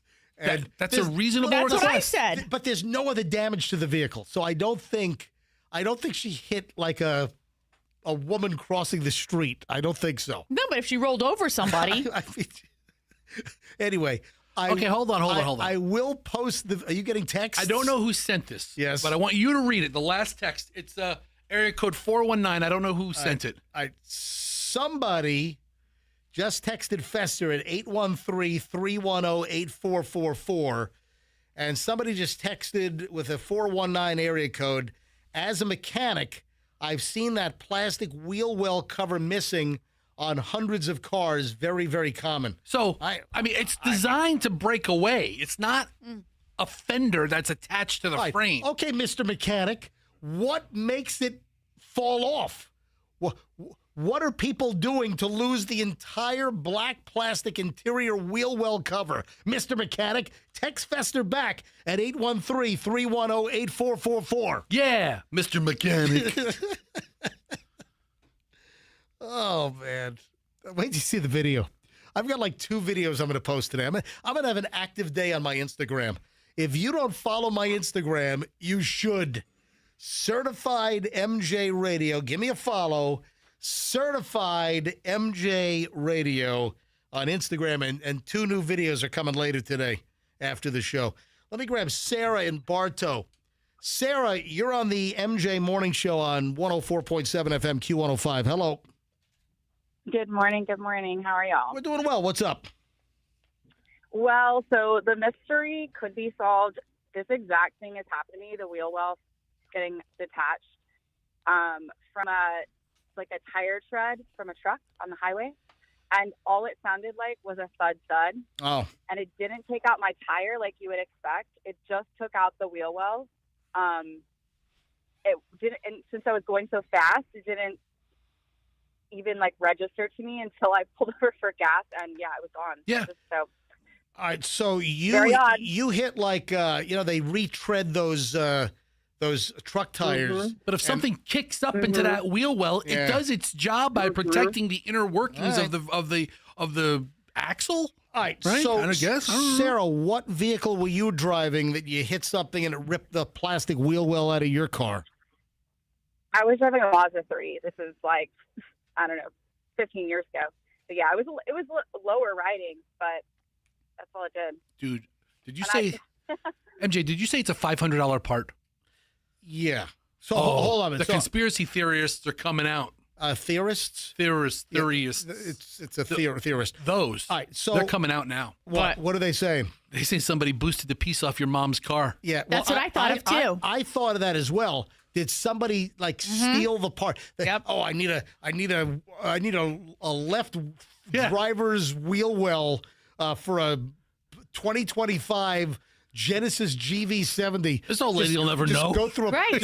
go through the Publix parking lot. Yeah. Just take the thing out. I've got a couple of texts to that effect. I did think about that. Yeah. It's so cleanly done. There's no other damage. Yeah. Hey, listen, I'm going to post the video later on. Certified MJ Radio Instagram. You want to rent a car? I'll get one for Mom. Oh, dude, I'll take one off a rental. Do you know that's a bthe problem? Yeah, that's a big problem. We've got our buddy, our buddy at Hertz.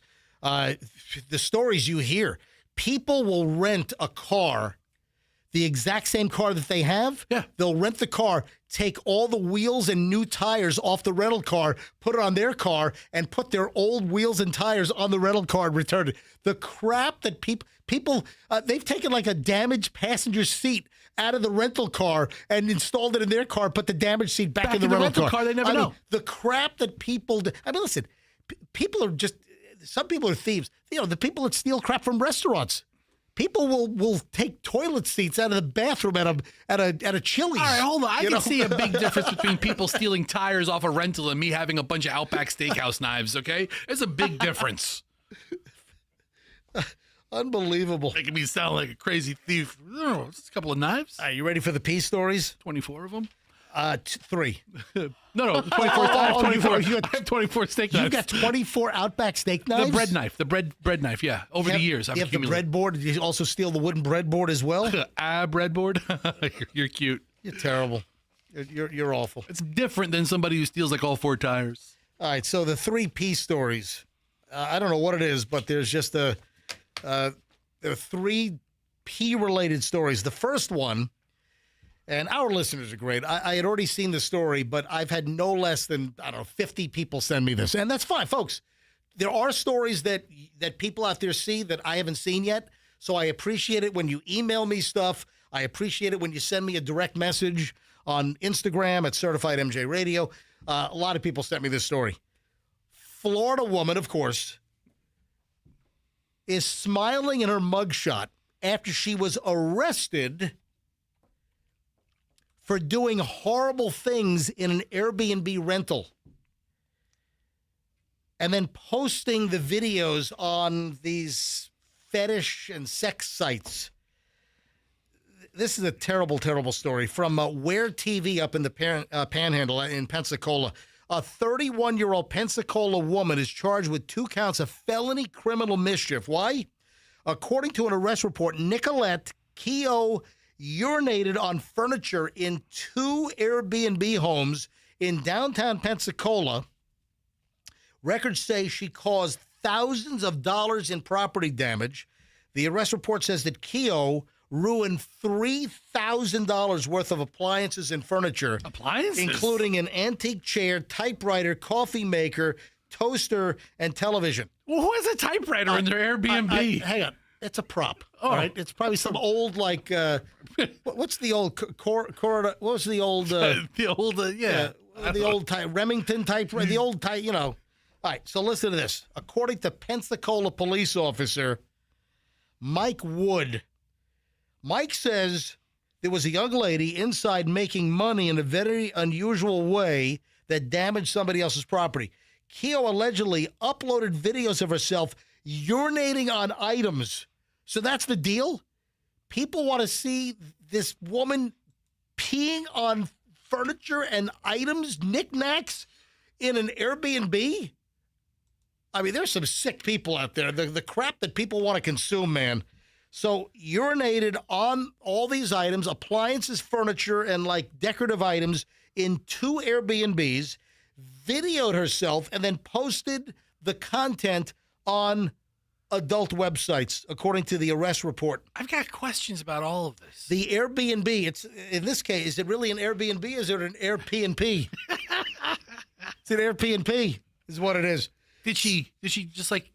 Dude, put it back? All of your questions will be answered momentarily. Okay, I want to know. There's a list of items, including a television. She pees on a television, a record player, a coffee pot, bedding, carpeting, a rug, couches, chairs. How much did she drink? Does she like have gallons of Gatorade just laying around reloading? The officer said, Officer Woods says, we've seen damage to Airbnbs and hotel rooms before, but nothing like this. According to court records, Keogh filmed herself urinating on the items and uploaded the videos to an adult content website. The Airbnb host told deputies every soiled item has to be thrown out and replaced. And then she was arrested, and she's smiling in her mugshot. I mean, she looks like a normal, like, college-age kid. She's a pretty woman. I mean, she's in great shape. Yeah. She's got a terrific body, I'll tell you that. No urinary issues. Yeah. At all. Maybe she had a UTI. That's her defense. I don't know. Airbnb's terms of service explicitly state that homes are not to be used for sex work or commercial purposes. Additionally, Airbnb, you know what? She's going to be banned from Airbnb for life, I bet. Watch out, Verbo. Yeah, Airbnb does provide up to $3 million in host protection for property damage, extra cleaning costs, and more.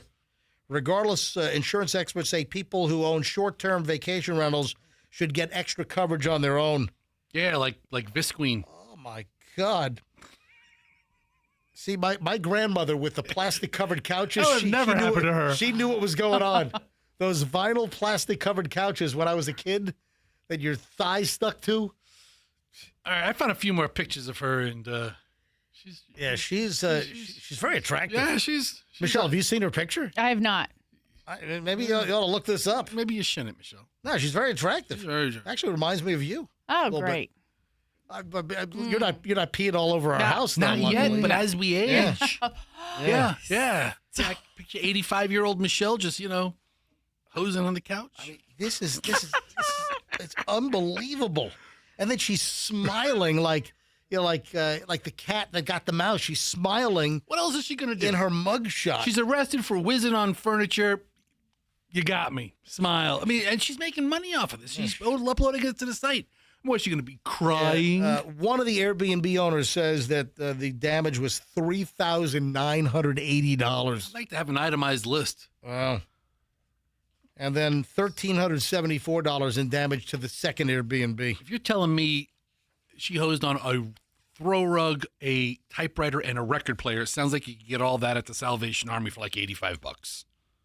Or red, white, and blue. Somewhere, right? Some thrift store or something. In the bric-a-brac section. All right, so that's P story number 1. That's a good story. P story number 2. This is out of Illinois. A renter at an apartment complex. Is it out of Peoria? It's not. Oh, that would have been appropriate. It's Bloomingdale, Illinois. Oh. If it was Peoria, that'd be very funny. Be perfect. And if it was an Airbnb in Peoria. All right. So a renter is outraged. A maintenance worker was caught on camera urinating in her kitchen sink. So while the renter is at work, I guess they had some maintenance stuff done, and the maintenance worker is caught on a video camera that they have a surveillance, inside their apartment. Xander Manning says the incident happened back in late February at his apartment, during which was supposed to be a routine maintenance visit to fix the washing machine. Instead, Manning says his home security cameras captured the worker peeing in the kitchen sink. Oh, dude, look at this video. I know. It's right over the guy's shoulder. It is. The camera's like facing out over the kitchen into the living room, and it totally catches the maintenance worker unzipping and whizzing right in the person's sink. What is going on here? Why do I have 3 P stories in one day? It was horrible, said Xander Manning. When it rains, it pees around here. I wonder if you get some rent concession on this. Do they give you like a month's free rent? Well, did the complex send a guy in? I mean, it's the maintenance guy. Yeah. Yes. Okay, so he's like the employee of Yes. It was horrible, he said, and this has been something that has caused a significant amount of stress for both my wife and myself. Video shows the worker later turning on the faucet, appearing to rinse the sink. I mean, it's only appropriate. After apparently looking over his shoulder and noticing the camera. He even unloads a dirty, coffee pot out of the sink so he doesn't whiz on that, and then goes, rinses, and then puts the coffee pot back. I just don't understand. Why not use the toilet? You gotta go. Duh. I mean, I just don't understand this. Unless this is a thing where this maintenance worker, he's got some kind of thing where he wants to pee in as many residence apartment sinks as possible. What number? 602? I haven't whizzed in that one yet. I want you to know I whizzed in every one of these buildings. In the sink? In the In the kitchen sink? That's your favorite place? Cross that one off. I got to do 302, 303, 304. That's P story number 2. But what is the apartment complex going to do for Xander and his wife? They have to put in a whole new sink, right? I mean, I don't want it just cleaned out. You know what? I want 2 months free rent, and I want to move to a new apartment. Man, that's just a mess. Management was made aware of the incident regarding one of our employees and finds the whole situation unacceptable behavior. We immediately put the employee on leave. Following an investigation, we terminated the individual's employment. In addition, property cleaning staff properly and thoroughly disinfected the tenant's sink and surrounding area and replaced the garbage disposal and related pipes. So they put a new garbage disposal in. It's a little bit of an overreaction for some whiz. It could have been worse. I mean, it could have been a lot worse. It could have been number 2. Yeah, seriously. And then the garbage disposal.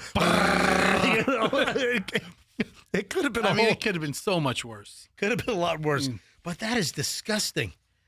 All right, then the third P story is right from the Villages. America's friendliest hometown. Oh, I'm sorry, Florida's friendliest hometown. Tell you what, man. A villager's been arrested after he attacked a man who was walking a dog who peed on a pole right in front of his house. Guy's walking his dog in the Villages. The dog does what a dog does, pees on some kind of utility pole in the guy's yard, and the homeowner, Robert Joseph Trawler, 62, runs out of his house and beats the crap out of the dog owner. I mean, that's just part of living in America, right? He was enraged when he saw the dog urinate on a light pole near his home on Kansas Street, according to the Lake County Sheriff's Office. Troller, who stands 6 feet tall, weighs 240, was armed with cutting shears when he confronted the dog walker and attacked him. The dog walker had to fight back to defend himself. Troller later told deputies that the dog has been a problem for 2 years, and the dog walker was warned. So I guess this was it. This is the final straw. I mean, if you live in a neighborhood and a dog hoses in your lawn, that's just the price of living there, right? I mean, I understand if like somebody doesn't pick up like number 2, that's a different situation. But just a dog peeing, that's a tough luck, pal. I would like to move Buy a on. townhouse. I'm done with the 3-piece stories. All right. I thought they were great stories, man. I'd like to move on here quickly. I'd like to recognize the Employee of the Month. Oh. Not here at the radio station. Oh. This is the Employee of the Month at any business for the month of March in the entire state of Florida. I think we ought to start handing out this award, the Employee of the Month. All right. That's a big cake. Do you know where Mascot, Florida is? Is it a suburb of Tampa? No, it's near Claremont.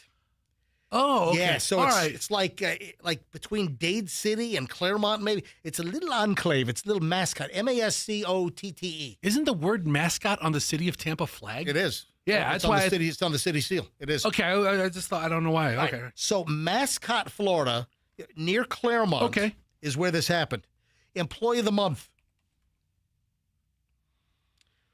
By the way, it's even more impressive when you find out that the Employee of the Month who did this is a female. There's a tire store called Just Stop Tires in Mascot, Florida.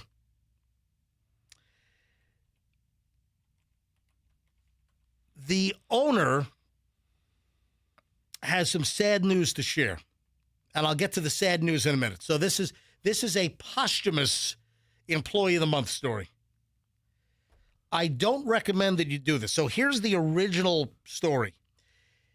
A routine stop at a tire shop turned into a life or death moment. Oh, no. A woman was placed on life support, and that's why I'm awarding her the Employee of the Month posthumously. So hold on, posthumously is you already told me the last page of the story. Yeah, she's not with us anymore. This is a terrible segment. But this is a dedicated. This is awful. This is a dedicated employee who maybe should not have been this dedicated. Let me give you the original story, please. A Mascot, Florida woman on life support after jumping on the hood of a car. She was trying to stop the customer from driving off from getting tires put on the car without paying. So a customer goes to the tire shop to get work done, tries to leave without paying.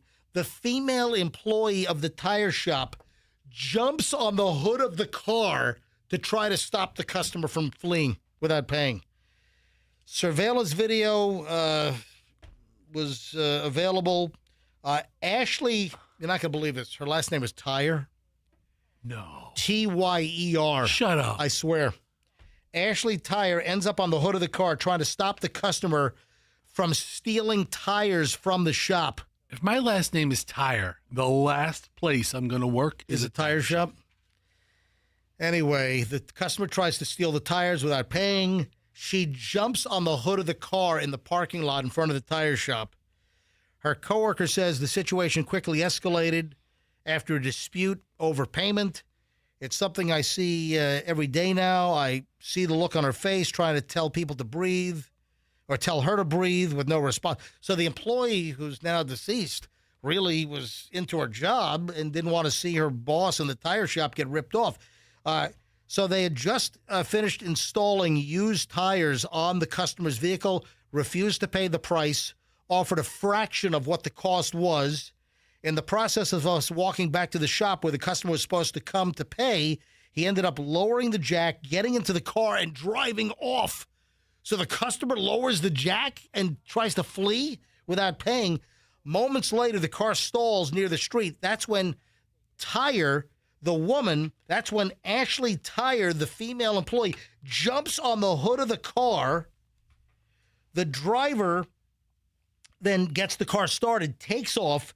The driver went about a half block before turning the corner, and that's when the female, Ashley Tire, is thrown off the vehicle and obviously hit her head. She was hospitalized on life support, and unfortunately, the owner of Just Stop Tires, Roy Cruz, confirmed that she had passed away after being taken off life support.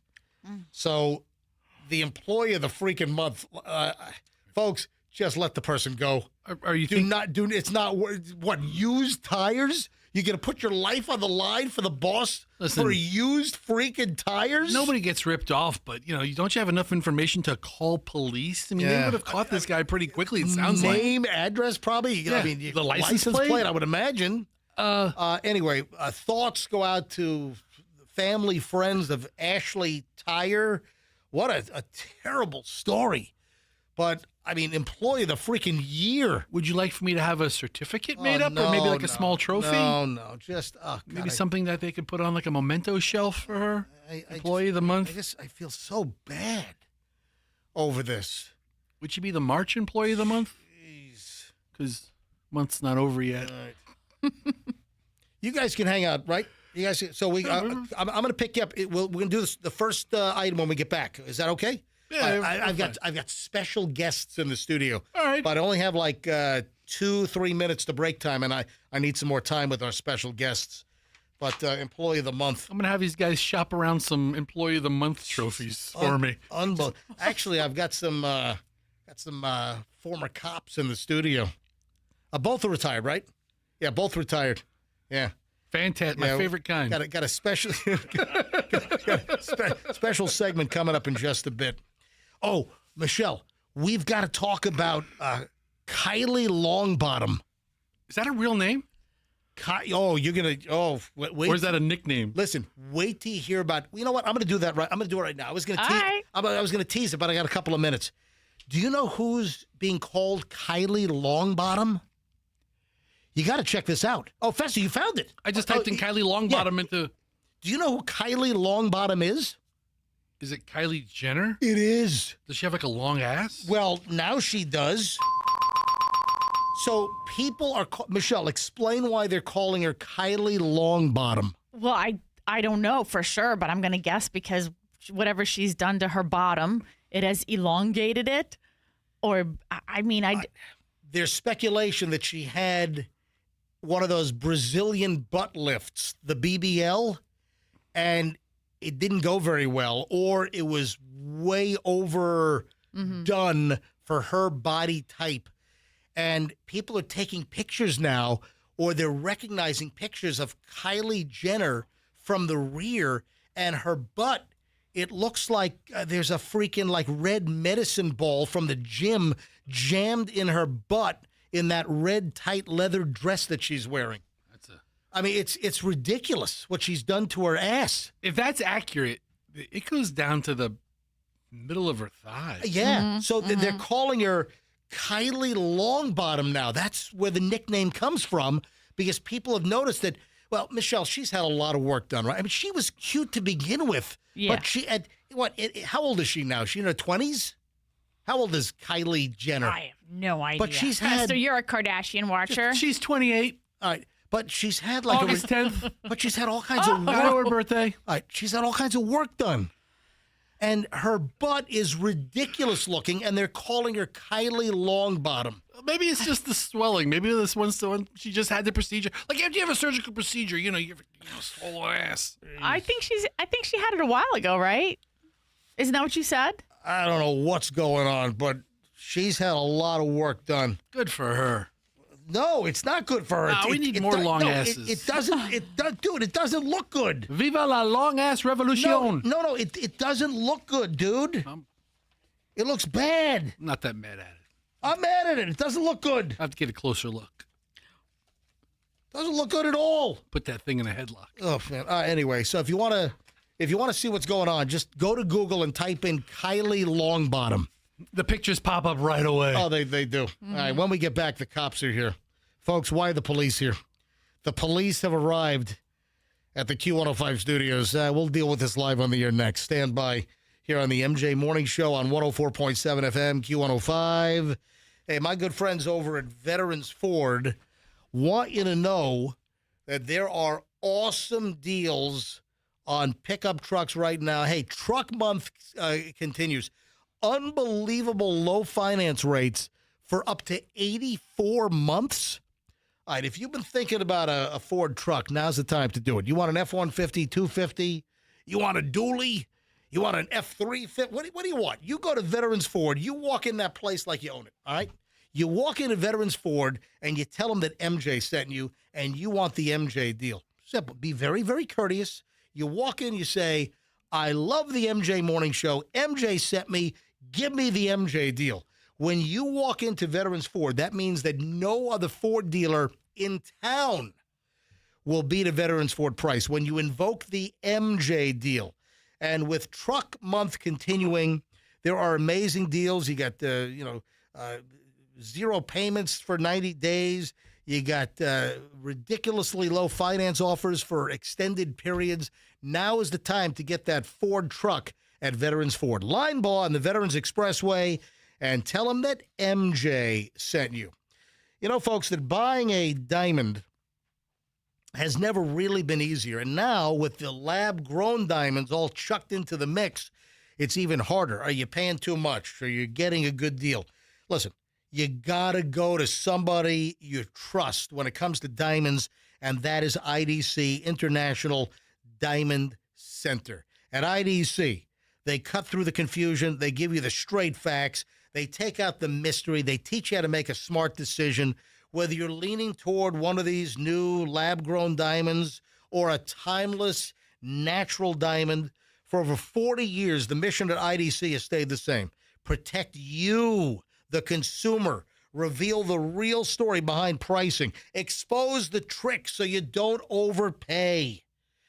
They've done it again now with natural diamonds. They've done it with lab-grown diamonds now. That's why you can trust IDC. So if you want to do lab-grown, they're going to steer you. IDC, unmatched selection, natural and lab-grown. Compare them side by side. No matter which you choose, you get IDC's direct, no-nonsense pricing every single day. Tampa, Clearwater, Lakeland, and Sarasota, IDC, International Diamond Center, and please tell them that MJ sent you. Hey, my good friends over at Zero Res have an awesome deal for the month of March. I can't tell you the last time the deal was this good with Zero Res. This is a really, really strong offer. Folks, get your carpets cleaned at Zero Res during March. $109 for 3 rooms of carpet, and you get a hallway free when you mention me, MJ. Folks, it does not get any better than this. ZeroResTampaBay.com. Go to ZeroResTampaBay.com. Tell them you listen to the MJ Morning Show and you want the deal. 3 rooms of carpet clean for just $109 and a free hallway when you mention me, MJ. Why Zero Res? It's the process. Zero Res, they don't use the soaps and the shampoos, the chemicals like the other companies.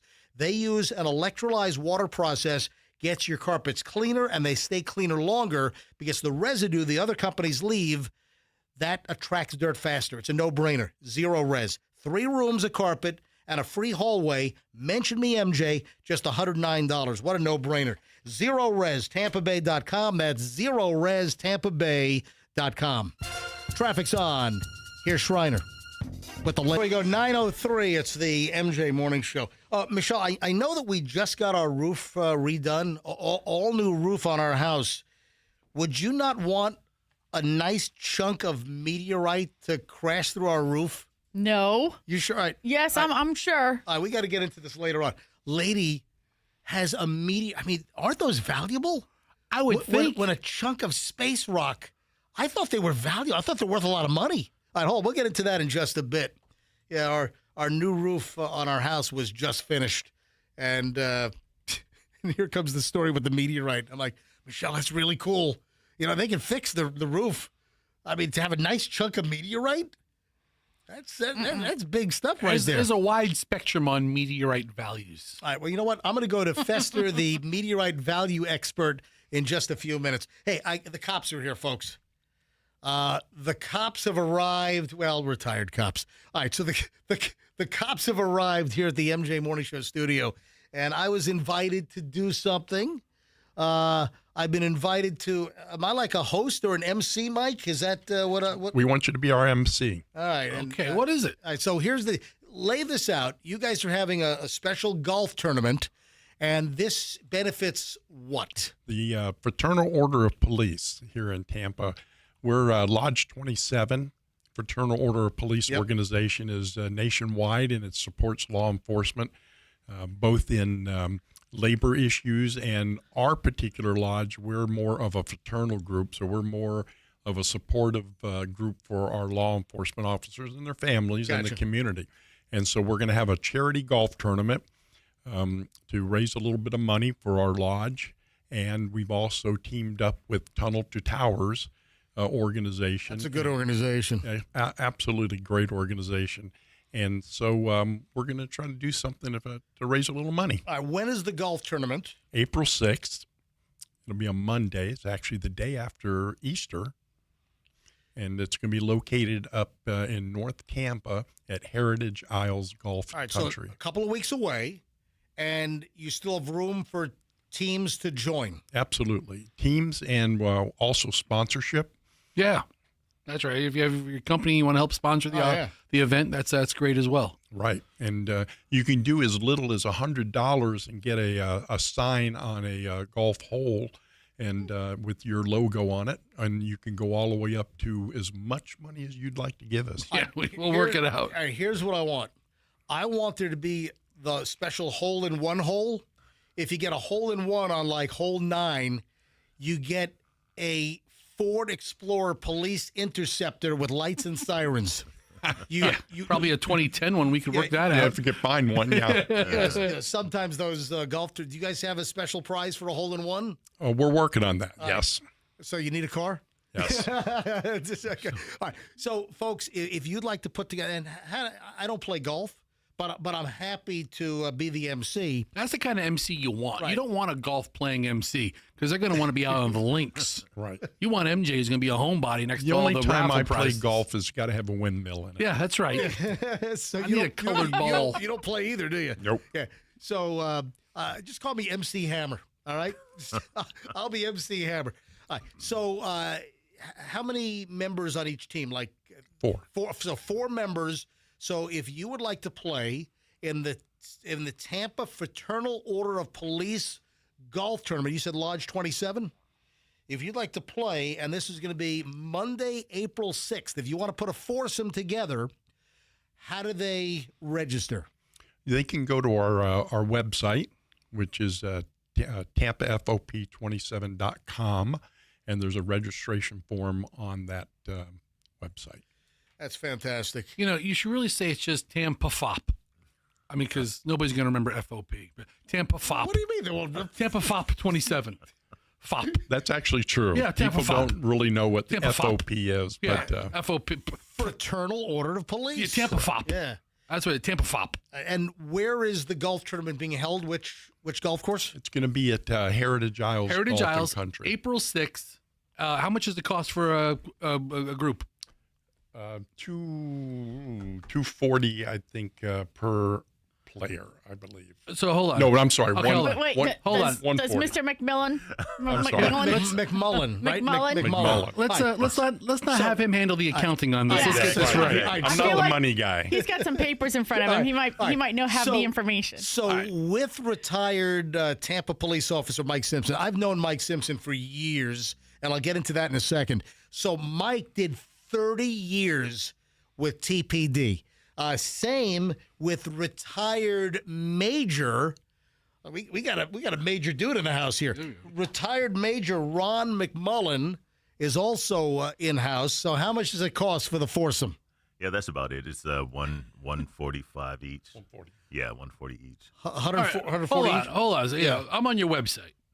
Website says $130 per player or $520 for a team of 4. There you go. I went to Tampa FOP 27. It was the first thing that popped up. Yes, and so it's it was $520 for a foursome. Yeah, but the important thing to point out is that, these Fraternal Order of Police lodges, they're all 501c3s. They're all charitable organizations. What, are you an accountant all of a sudden? Think about Have you seen their 501c3 paperwork? It clearly says it on the paper. Maybe it's a big racket going on over there. Not a racket. That's exactly what I expected you to say. Oh, we're not a racket. We're a racket. I'm kidding. I know it's not a racket. But they do a lot of charitable work in the community. They support a lot of retired law enforcement. They do a lot of good stuff. So the bigger point is, MJ, if you're a business and you're looking to dodge half a day's worth of work, this is a tax write-off. Oh yeah. I mean, let's talk about it. If you have a small to medium-sized business and you're looking just to, I know guys who just golf at tournaments that they have nothing to do with the group or the lodge, but they participate in it, and it's a tax write-off at the end of the year, and you're supporting a great cause. Plus, I'm going to be the MC. That's worth its weight alone. Right there. All right, what time do I have to MC, Mike? What is my what are my time requirements to be there? Yeah, what time is the swing off? Yeah, the swing off. Is that what they call it?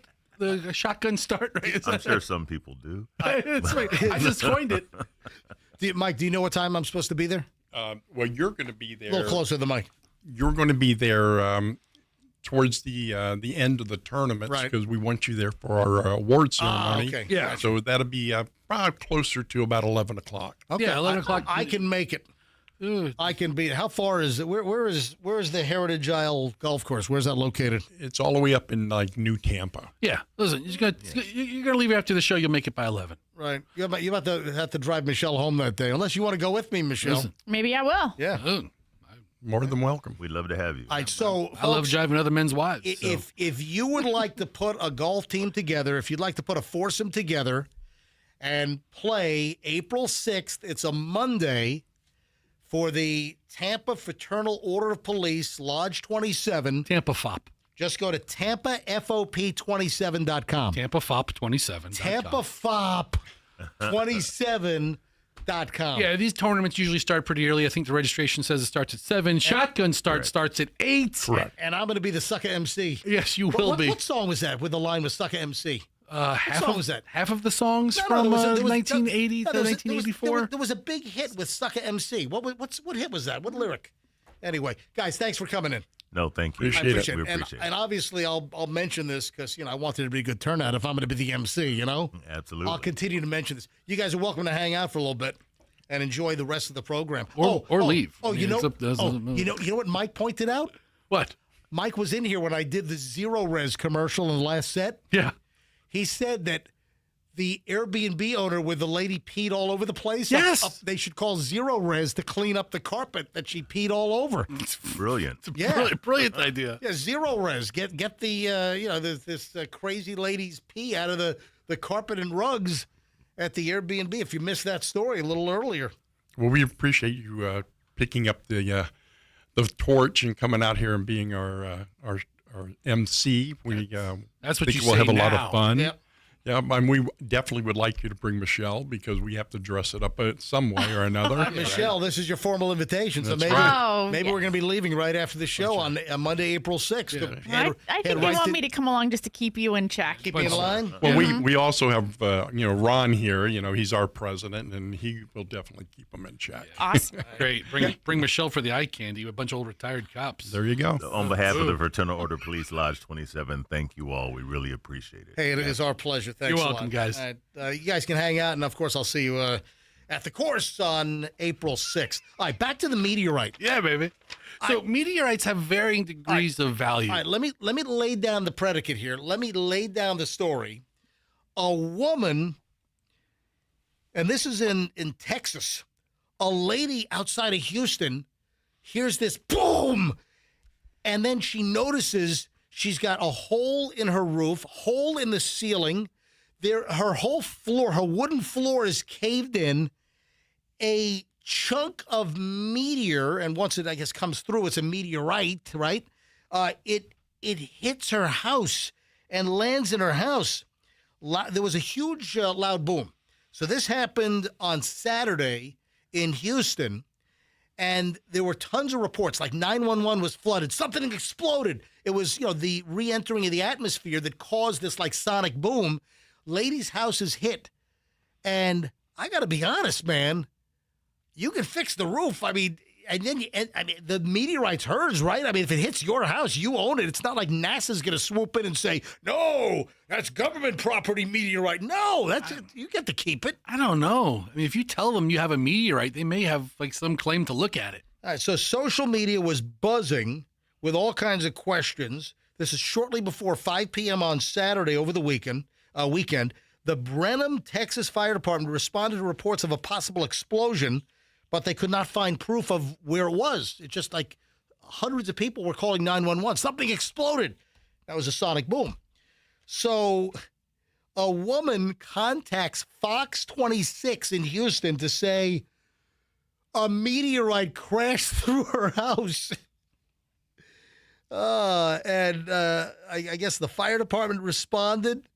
This is great. I have a picture of the meteorite in a bag. I can hold this up to MJTV, and I would say the meteorite is probably maybe a little bigger than an average hand. Does it give a weight for the meteorite? I don't see a weight on here, but the woman has the meteorite in a plastic bag. Don't give it up, ma'am. Keep that. So the woman's name, her last name is James. Sherry James is the woman who contacted Fox 26 to say that an unusual rock crashed through her house. And to go through the roof, the ceiling, and then put a giant dent into her wooden floor in the house, it's clearly, it's not some kid throwing a rock at the roof from the street. I was surprised by the dent in the floor because it had already been through, the roof. You just would have thought, all of that. Yeah. And then she showed you the dent on the floor, and I was like, wow, it was still like flying with some force. All right, Fester. Yes. How much is a meteorite worth? I'm glad you asked. So Fester's done some quick meteorite research. Oh, look at this. He's on a website. Meteoritesforsale.com. Yeah, it's the meteorite leader in sales since 1996. Dude, look at this. Here's one for $7,270. Okay, but this is a very rare piece of meteorite. That's a Tifariti 002 lunar meteorite at 72.7 grams. But it has like translucent pieces in it that makes it very rare. It's a slice and it's translucent. So they have it on sale. On sale. Right? They have a whole, it's like the eBay for... What the hell? A piece of a meteorite for $4.50? I was about to say, you could buy these. What the heck? A shard. I don't want that busting through my roof for $4.50. That's right. Right. They get bigger and heavier. I thought they were worth like tens of thousands of dollars. Here's like a ping pong ball size. $32? I don't want that crashing through my roof. Okay. They're not. That's why I need to know how much it weighs. 15 grams. 15 grams is how much? It's not that much. Not that much. That's small. That's like a bigger than a pebble. I think a serving of my oatmeal is 33 grams. So, 3.6 grams. That's tiny, right? Yes, it's tiny. Well, it's 129. Maybe if it's as big as a fist, it might be worth a couple of $1,000s. Here's one for $642. What about those chunks that like? Yeah, it depends on the rarity. Weigh like 500 pounds. And it's like a chunk of metal. You've seen those, right? But it depends on where it came from. And I guess if it's like... What if it comes from Uranus? If it comes from Uranus, you don't want to touch it. You don't want to touch it. Got a meteorite from Uranus. It's a big one. For festers. Listen, especially from my end. So I you guess don't want to get near that. there's a wide range. But I know that I've seen stories where some meteorites are worth hundreds of thousands of dollars. I think you're better off being in the whale vomit business than being in the meteorite business. All right, well, listen, I don't want any meteorite crashing through my roof for $4.50. I'll tell you that right now. What are you streaking at whale vomit? That's worth a lot, too. Have you never heard that, Michelle? No, I've never heard that. Oh, yeah. Oh, whale vomit's like... What's the name of that stuff? No. It's called... whale vomit. It's a name for it. It's called... ambergris? Ambergris. Ambergris? Yes. Yeah. It's like used in all these things. Yeah. So perfumes. Yeah, perfumes. Perfumes use whale vomit. So whale vomit is called ambergris. Yeah, like that commercial, like, oh, you smell like whale vomit. And it's a waxy, rare substance produced in the digestive system of sperm whales. Yeah. And it's a very sought-after substance. You've got people that, like, they comb beaches looking for whale vomit that washed up because it's very, very valuable. $10,000 a pound. Oh, yeah. Yeah, you get 5 pounds of whale vomit. That's $50,000. What perfume is it in? Your Chanel number 5. It better not be. It is. The all-new whale vomit number 5. Hey, Michelle, go ahead and Google. Is there whale vomit in Chanel number 5? That's Michelle's favorite perfume. If you want to get Michelle a gift, it's Chanel number 5. Find 5 pounds of whale vomit. You get yourself a nice Kia. All right, are you Googling? Is there whale vomit in Chanel number 5? What does it say? Historically used ambergris, a waxy whale-produced substance. In Chanel number 5? However, due to rarity, high cost, and regulations, they've now they're using monkey vomit. A synthetic alternative has they're been using llama vomit. It's the new sustainable alpaca vomit. Oh my gosh! It's sloth vomit. What? I think I'm gonna vomit. Historically, Michelle, Chanel number 5 as a luxury brand has used whale bleh. But ambergris. Michelle, read it. What are you not reading? That's what I just read. Oh, okay. So let me smell your whale vomit on you right now. It's prized for its sweet, earthy, and whale vomity scent. Are you disheartened now? I am. Are you turned off now? They no longer use whale vomit. They use my thing says almost certainly. Does yours say certainly? Almost certainly historically used, but now they probably use a synthetic. I'm going to confirm that. With gas prices going through the roof, you know what's going on? Do you know what's happening right now? Is it? My law enforcement buddies. Hey, Ron and Mike, retired TPD, with gas prices through the roof. Get on the microphones. What's happening right now because of gas prices? What do you think's happening? I'll tell you, my guess is what was said? Theft. That is correct, dude. The incidents of gas thievery are going through the roof. I saw a story. This is a guy in where was this? This happened. Guys from Las Vegas, but it happened in California.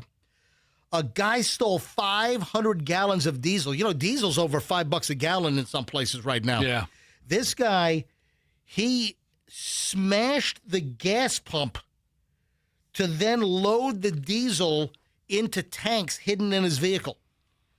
That's a lot of work. Usually the guys just park like a lawn trailer over the metal discs and siphon it out. That's one way that's been done, and that's been done for years. I know that we've had multiple stories over the years when gas prices get crazy, even when they're not crazy. If you're a gas station attendant or you own a gas station, if you work at like Wawa or Circle K or something, or the Shell station, has the owner or the district manager told you to beware of like lawn care trailers or that look like lawn care, that pull into your lot and park for a long time, and they sit right over the covers, the caps in the lot where the fuel trucks fill up the tanks. They'll park over those. They have a little trap door in the bottom of the trailer. They'll lift up the trap door, open up the manhole cover, on the different tanks for the gas, and they'll siphon gas out into huge tanks that are hidden inside the trailer. That's another way. This guy out in California, he just smashed open the metal panel and tapped into the gas fuel line and pumped up tanks in his car. And then, listen to this. Here in Florida, police in Florida are warning gas stations that people are using magnets to steal gas. Listen to this. Magnets were used in order to manipulate fuel pump components. Investigators have said the defendants allegedly placed a magnet on the fuel pump, which overrode a component and allowed the fuel to flow freely and bypass the payment system. So some kind of a high-powered magnet placed in the right place on the fuel pump display is the stuff that these thieves come up with. Well, that's what they get for using all that ferrous material inside them. Mike, were you going to say something? Yeah, it was very common that usually vans, they take a van and they convert it that they can park over the lids of the gas. And suck the gas right out of the ground. When we had the gas crisis here back years and years ago here in Tampa, that was very common. Yeah, Mike Simpson, retired TPD. All right, guys. Thank you again for coming in. I appreciate it. All right, when we get back, it's the final chunk of the MJ Morning Show. 924 here at 104.7 FM Q105. And the final chunk on a Back from Spring Break Monday is next here on Q105. Stand by. Air conditioning is going to be needed very, very shortly. I think the cold snaps are over. We're starting to have the hot days. I know you've been putting the air conditioning on, but you're getting close to needing the AC every single day. And what happens when your air conditioning is busted? You call Air Rescue. Now, formerly Plan B, they just decided to, close down the Plan B name and just fold it all into Air Rescue. If you're looking for a reliable MJ certified air conditioning company that he can trust, it's airrescue.com. So the Air Rescue name's been around for over 70 years in the Tampa Bay area. And Kenny, who owned Plan B, also an owner of Air Rescue, they just decided to simplify things and just use one name. And Air Rescue, frankly, is just a better name. It's airrescue.com. If they're not there when they commit to be there, you don't pay the diagnostic fee. They'll wipe that right off.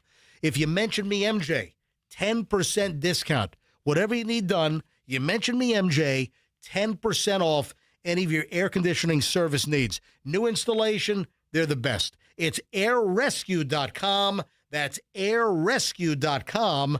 And tell them that MJ sent you. Traffic's on at 926 MJ Morning Show. Final chunk next. Pinellas.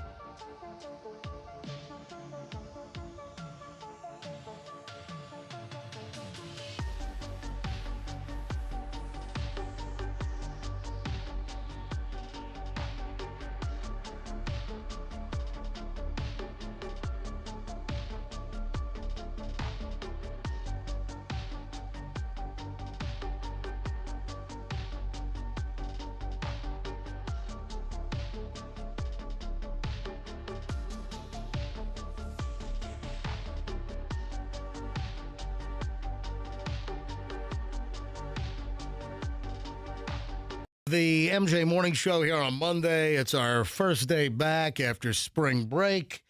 So, it's amazing. A lot of people just don't even know when we're on vacation. I mean, the best ofs, run very smoothly. And I know because I get tons of email and people sending me direct messages commenting on the material that runs during the best of. And that's the plan. If you're entertained, you're entertained. And for many people, they haven't heard the material that we use in the best of. So if you haven't heard it, like what NBC used to say, if you haven't seen it, it's new to you, right? Yeah. If you haven't heard it, it's new to you. I'm with that. 9:33 at the MJ Morning Show, final chunk here on a Monday. Michelle, can you explain what the heck is happening with the Bachelorette? And now ABC has now, Michelle, Fester, are you into the Bachelorette? Is that your type of reality, or you're just Big Brother and that? Yeah, I'm not the biggest Bachelorette fan. However, I am a big Love is Blind fan. Oh, I love Love. Okay. Anyway. All right. So, Michelle, can you please explain? How much time do you have? Listen, we have plenty of time. Okay. Listen, don't go overboard, but the whole Bachelorette franchise is in complete turmoil. And Not just that one. They canceled the whole season? Yeah. So the Bachelorette was... What's going on? The Bachelorette that was selected was this Taylor Frankie Paul, who actually is on another show, The Secret Lives of Mormon Wives. Yeah, she's on that show, and that's where my wife knew her from. And really? She said from when it got out that she was the Bachelorette, Allison's like, this girl's a disaster. That's what everybody's saying. They're like, how was she even remotely picked? She's been a disaster. They know she's a disaster. She brings the chaos and the heat to this Secret Lives of Mormon Wives. And so, but that's kind of why she was picked for the Bachelorette. But I heard, or I read somewhere, or I saw that some people are saying that ABC is getting what they deserve. Yeah, that's what I just said. Because the lady is like a... They knew she was trouble. Crazy. Bat crap crazy. Yes. So this new class of celebrities are TikTok stars, are Instagram stars. Yeah. And they make their way onto one TV show, and then they become, that's all it takes. A more traditional style celebrity who has their origins of them sitting in their living room spewing into a camera. Right. And that's kind of where she got her start as a TikToker, and then a reality TV show with the Mormons. Okay, so here's what I don't understand about that Mormon show, okay? She's been on that show causing all kinds of chaos and trouble. Yeah. She's got divorced from a husband that she said in the course of revealing that they were getting divorced back in 2022, that they had been soft swinging. Now, she describes that as experimenting with non-monogamy, and that there are strict rules that couples couldn't go all the way with someone else unless their spouses were present. And that also she's on this Mom Talk, which is like, I guess, all these other Mormon wives. She claimed that other members of that Mom Talk circle and the, husbands and wives, they've all been doing this soft swinging. All she is. Wait, you're a Mormon and you're doing... I don't understand. Oh, hold on. But the whole polygamy thing, that... I'm sure there's still some old-fashioned sex, but for the and that's SECTS, not SEX. But for the most part, the whole polygamy thing with Mormon, that disappeared decades that show ago, is right? called Sister Wives. All right. And that show is another disaster. But she's putting out all this stuff. Even if she's a disaster or not, she's creating content hand over fist. Absolutely. And she's putting it out there, and she's getting paid for it. So this is her business model, to be as outrageous as she can be, because at the end of the day, who really cares if I'm making X million dollars a year, right? And I'm never going to meet any of these people anyway.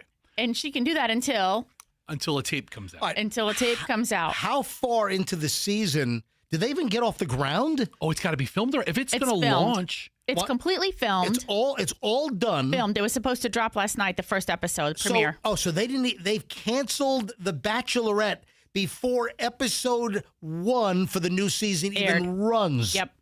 Wow. Yeah. And this is all over.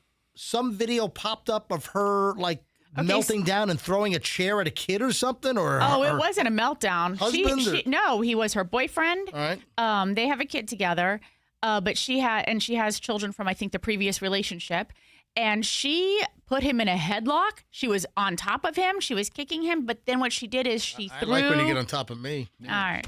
I mean, she threw 2 metal stools across the room at him, and one of them hit her child from a previous relationship. Okay, so this boyfriend. We have audio, by the way. This boyfriend's a piece of crap too, because he's been sitting on this. What? Yeah. No, Come you on. don't say.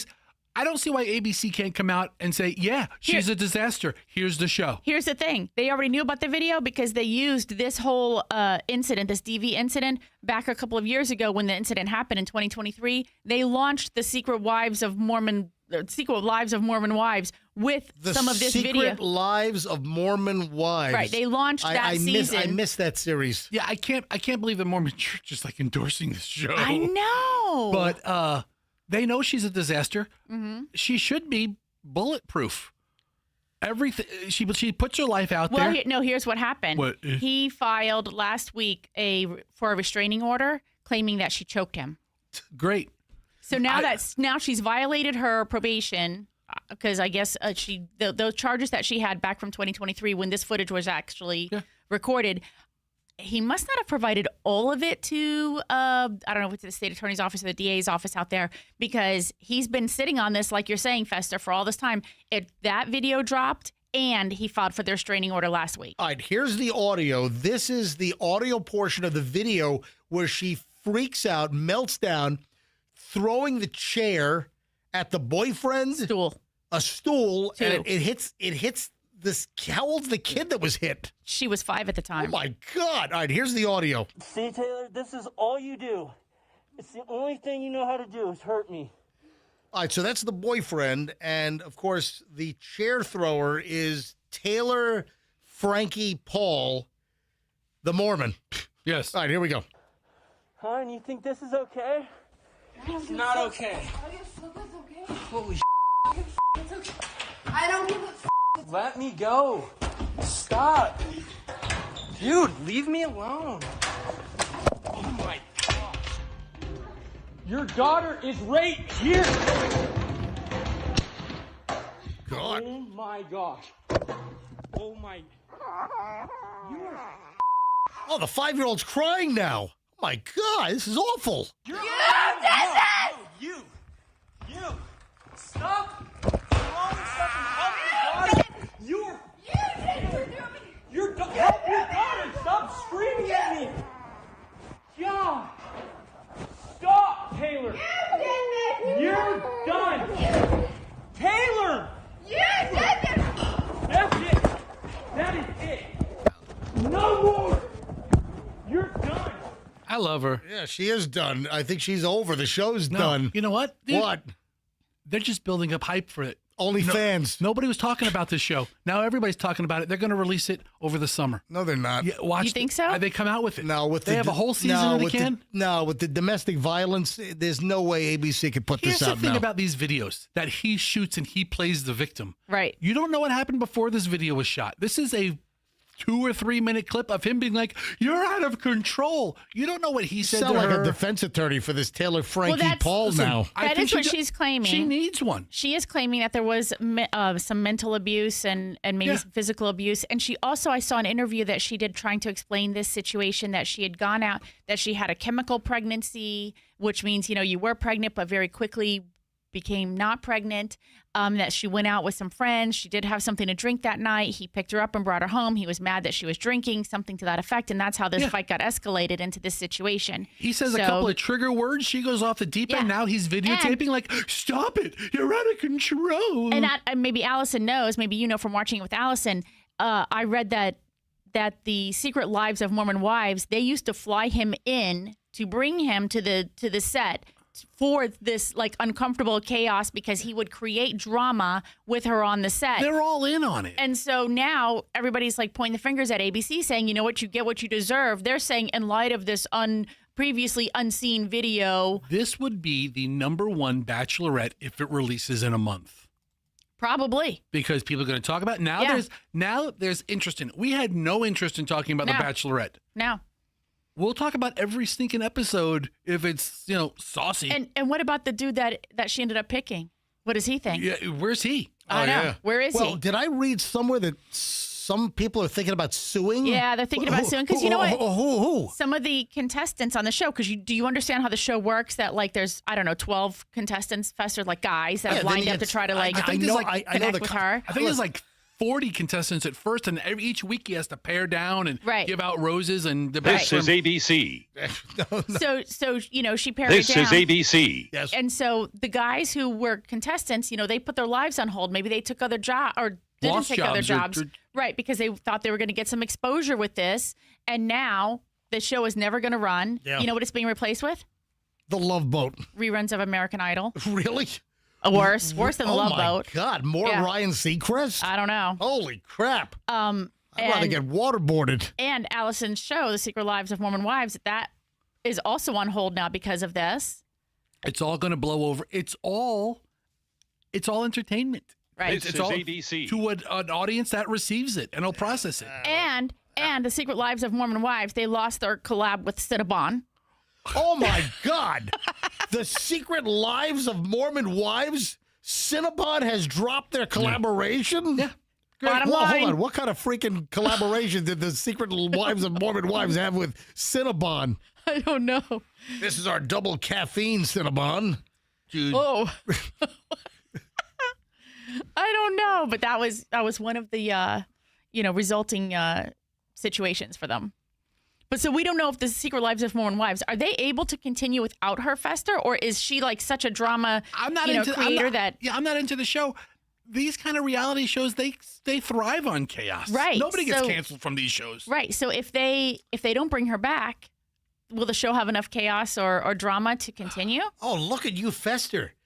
Did you just look up the dirty soda craze? Yeah. So, how do you know about the dirty soda craze? Well, I know it's a thing. It started as a Mormon thing, right? Well, I know it started in Utah. Yeah. And you said Cinnabon stopped their collaboration, and I wasn't sure the name. It's called Swig. Yes. And there's a couple of them in town, but yeah, they're called dirty. I've not had one. I think there's one in Wesley Chapel, and I saw the sign. I'm like, oh, we got to go there. The dirty soda is where they mix all kinds of stuff and like create like these different types of sodas. Is that? Yeah, and I saw their menu when they opened up the first Swig, and it was like, Coke with creme of coconuts and different flavors. They call it dirty soda. Yeah. And the biggest name out there is this Swig, SWIG. And it was my understanding that this was like created in Utah. And it was like a Mormon thing at first. And that it catered to that audience and that crowd. Now it's a national chain or franchise. And I was going to say something like, oh, maybe Swig should be the new sponsor. I don't know if it was popular enough, so I didn't say. Have you had a dirty soda? I've not had one. No, I haven't. I'm all for it. I mean, I'd be open to trying it. I don't drink a lot of soda. I mean, I drink a ton of sparkling water with some lemon squeezed in it. They probably make some crap like that too, or they make Coke with creme of coconut. Well, thank you very much. Yeah. Is there anything else to the Bachelorette thing, or you pretty much covered what I need to know about this Taylor Frankie This is Paul? the best thing to happen to ABC if they play it right. Release it over the summer. Well, Here it is. Here's the season. Watch all of her craziness. Wind her up, spin her loose, and let her go. I just thought of it. A boxing match between Taylor Frankie Paul and Jake Paul. You know what? And you give her stools to throw at him. I'd be down if I was Jake Paul for that. I'm telling you. Jeez. Put me in a headlock or a leg lock. It's up to her. Hey, Andrew, before we shut things down in a few minutes, can you see if there's anything new, or Michelle, can you see if there's anything new on this Air Canada Jazz airplane and the deadly accident at LaGuardia last night? Is it called Jazz? Is Jazz on the wing or the tail of it? Jazz is... Or is it like a Air Canada... Well, I'm looking at the plane itself, and it says Air Canada Express. But I guess the plane, the livery on the plane is Air Canada. It's operated by Jazz Aviation. So that's the parent company. You know what it's like? Planes are badged Air Canada. It's like Delta Commuter, Delta Express is run by what were like some of those? I don't know. Yeah, some Air of those, West or those kind of those kind of things. Ted. Yeah. No, Ted was United. Ted's long gone. I just remember I remember Ted for one thing. What's that? They wouldn't give MJ a whole can of soda. That was it. The only thing, United Airlines, all I know of United, I can't tell you anything about United's history. That's a funny story. But so United, 20 plus years ago, whatever. Airlines. United. It was like a cheap version of United, and they called it TED because the last three letters of United are TED, TED. And Michelle, you were with me. We're on a TED flight. I think we were flying like Tampa to Denver, I think, to go skiing. It's probably like early 2000s. And it's beverage service time on the flight. And I said, yeah, can I get a whole can of sparkling water? And the flight attendant says, no, I can only give you a cup full. And then I said, why? And then she says to me, TED does not give out full cans of soda. I'm like, what? Ted doesn't? So that's the only thing that you know about Ted? The only thing. Is Ted would not give me a full can of sparkling water. According to the internets, it stopped operating like in 2009, so it's been a while since there's been one. It's been a while since Ted has been around. Anytime you think of low-cost carriers, I think of Ted and not giving MJ a whole can. It was like a United low-cost experiment. But all right, Andrew, what's the update at LaGuardia? Anything? Only thing I'm seeing is that the two from the fire truck are in stable condition. That's the only thing I haven't heard lately. Yeah, the two pilots were killed, the captain and the first officer. The flight attendant, who was seated in the jump seat with her back to the cockpit, the whole front of the cockpit was like sheared off and smashed, and the flight attendant was hurled, strapped to her jump seat onto the taxiway out of the airplane. And the flight attendant is going to survive. But the captain, can you imagine? You're a captain and first officer flying for Air Canada or Jazz, and you land at LaGuardia, and then you crash into an emergency truck on a taxiway. And that's it. Lights out. Life's over. The jet is just, I mean, the stuff that's pouring out of the front of that jet, it's unbelievable. Is the emergency vehicle... It's not underneath it. It's teetering because of the weight that was lost. Yeah, it suddenly became tail heavy because of the engines and the lack of weight up front. It lost its balance. I don't see the truck. Where's the truck? I don't see. Where's the actual truck? Yeah, on this, we have a picture of a fairly close-up shot of the plane, and it doesn't have the truck included.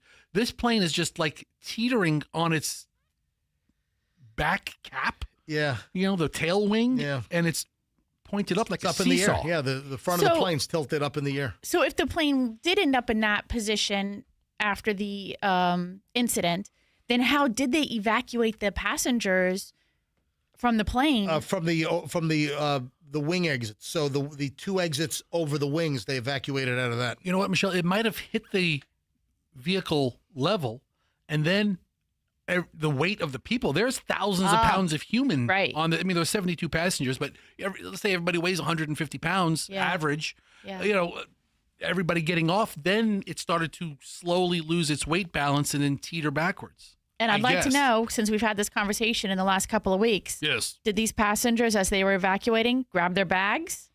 Or did they not? I would have taken my bag. Yeah, well, I'm sure there's more video that's going to pour out of people that were videoing as they were evacuating. But that's been a major problem. Right. In an emergency, people are like taking their luggage out of the overhead compartments. Leave the crap. And we had recent video from inside an airplane where the crew was yelling. It was a recent incident where they had to evacuate because there was smoke in the airplane. And the crew was yelling, "Take nothing. Leave your bags. Leave your bags. Yeah. Take nothing. Leave." And they're like chanting over and over. And people are still running out of the plane with their carry-on luggage. And the other thing is that this emergency vehicle, the truck on the taxiway, was responding to a United plane that had like some smell, smoke or smell in the I guess in the airplane. Yeah. So what happened to that plane? Were they able to have another truck on, respond to them in a timely fashion and help those passengers out? What a crazy story. Speaking of crazy, I guess finally today, the whole Savannah Guthrie thing. Another plea came out. Savannah Guthrie put out another video plea. Hi there.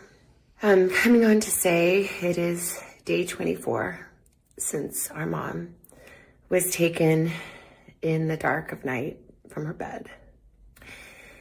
And every hour and minute and second and every long night has been agony since then of worrying about her and fearing. Hey, Andrew, stop the audio.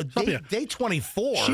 She was abducted on January 31st. Andrew, is that the right audio, Andrew? Okay. All right. So, I can't hear you if you're talking, Andrew. It was the most recent video she had posted. I think the plea was on social media written out. Oh, was it written? To fellow Tucsonians. Day 24 happened in the middle of February. Yeah, which I was going to say, it's been more than 24 days. Yeah, that's not the audio. This latest plea was written to written plea. Her neighbors in the community. So that is not it. But that's we've already played that. That's old. But Savannah Guthrie has issued another plea for help. Yeah, because it was end of January, right? Yeah, January 30th. Was it February 1st or January 31st? We're coming up on 60 days at the end of this month. Yeah, which is unbelievable. But she made pleas to her friends and neighbors and people in the area. Somebody might have seen something that they don't think is important, but it is. So.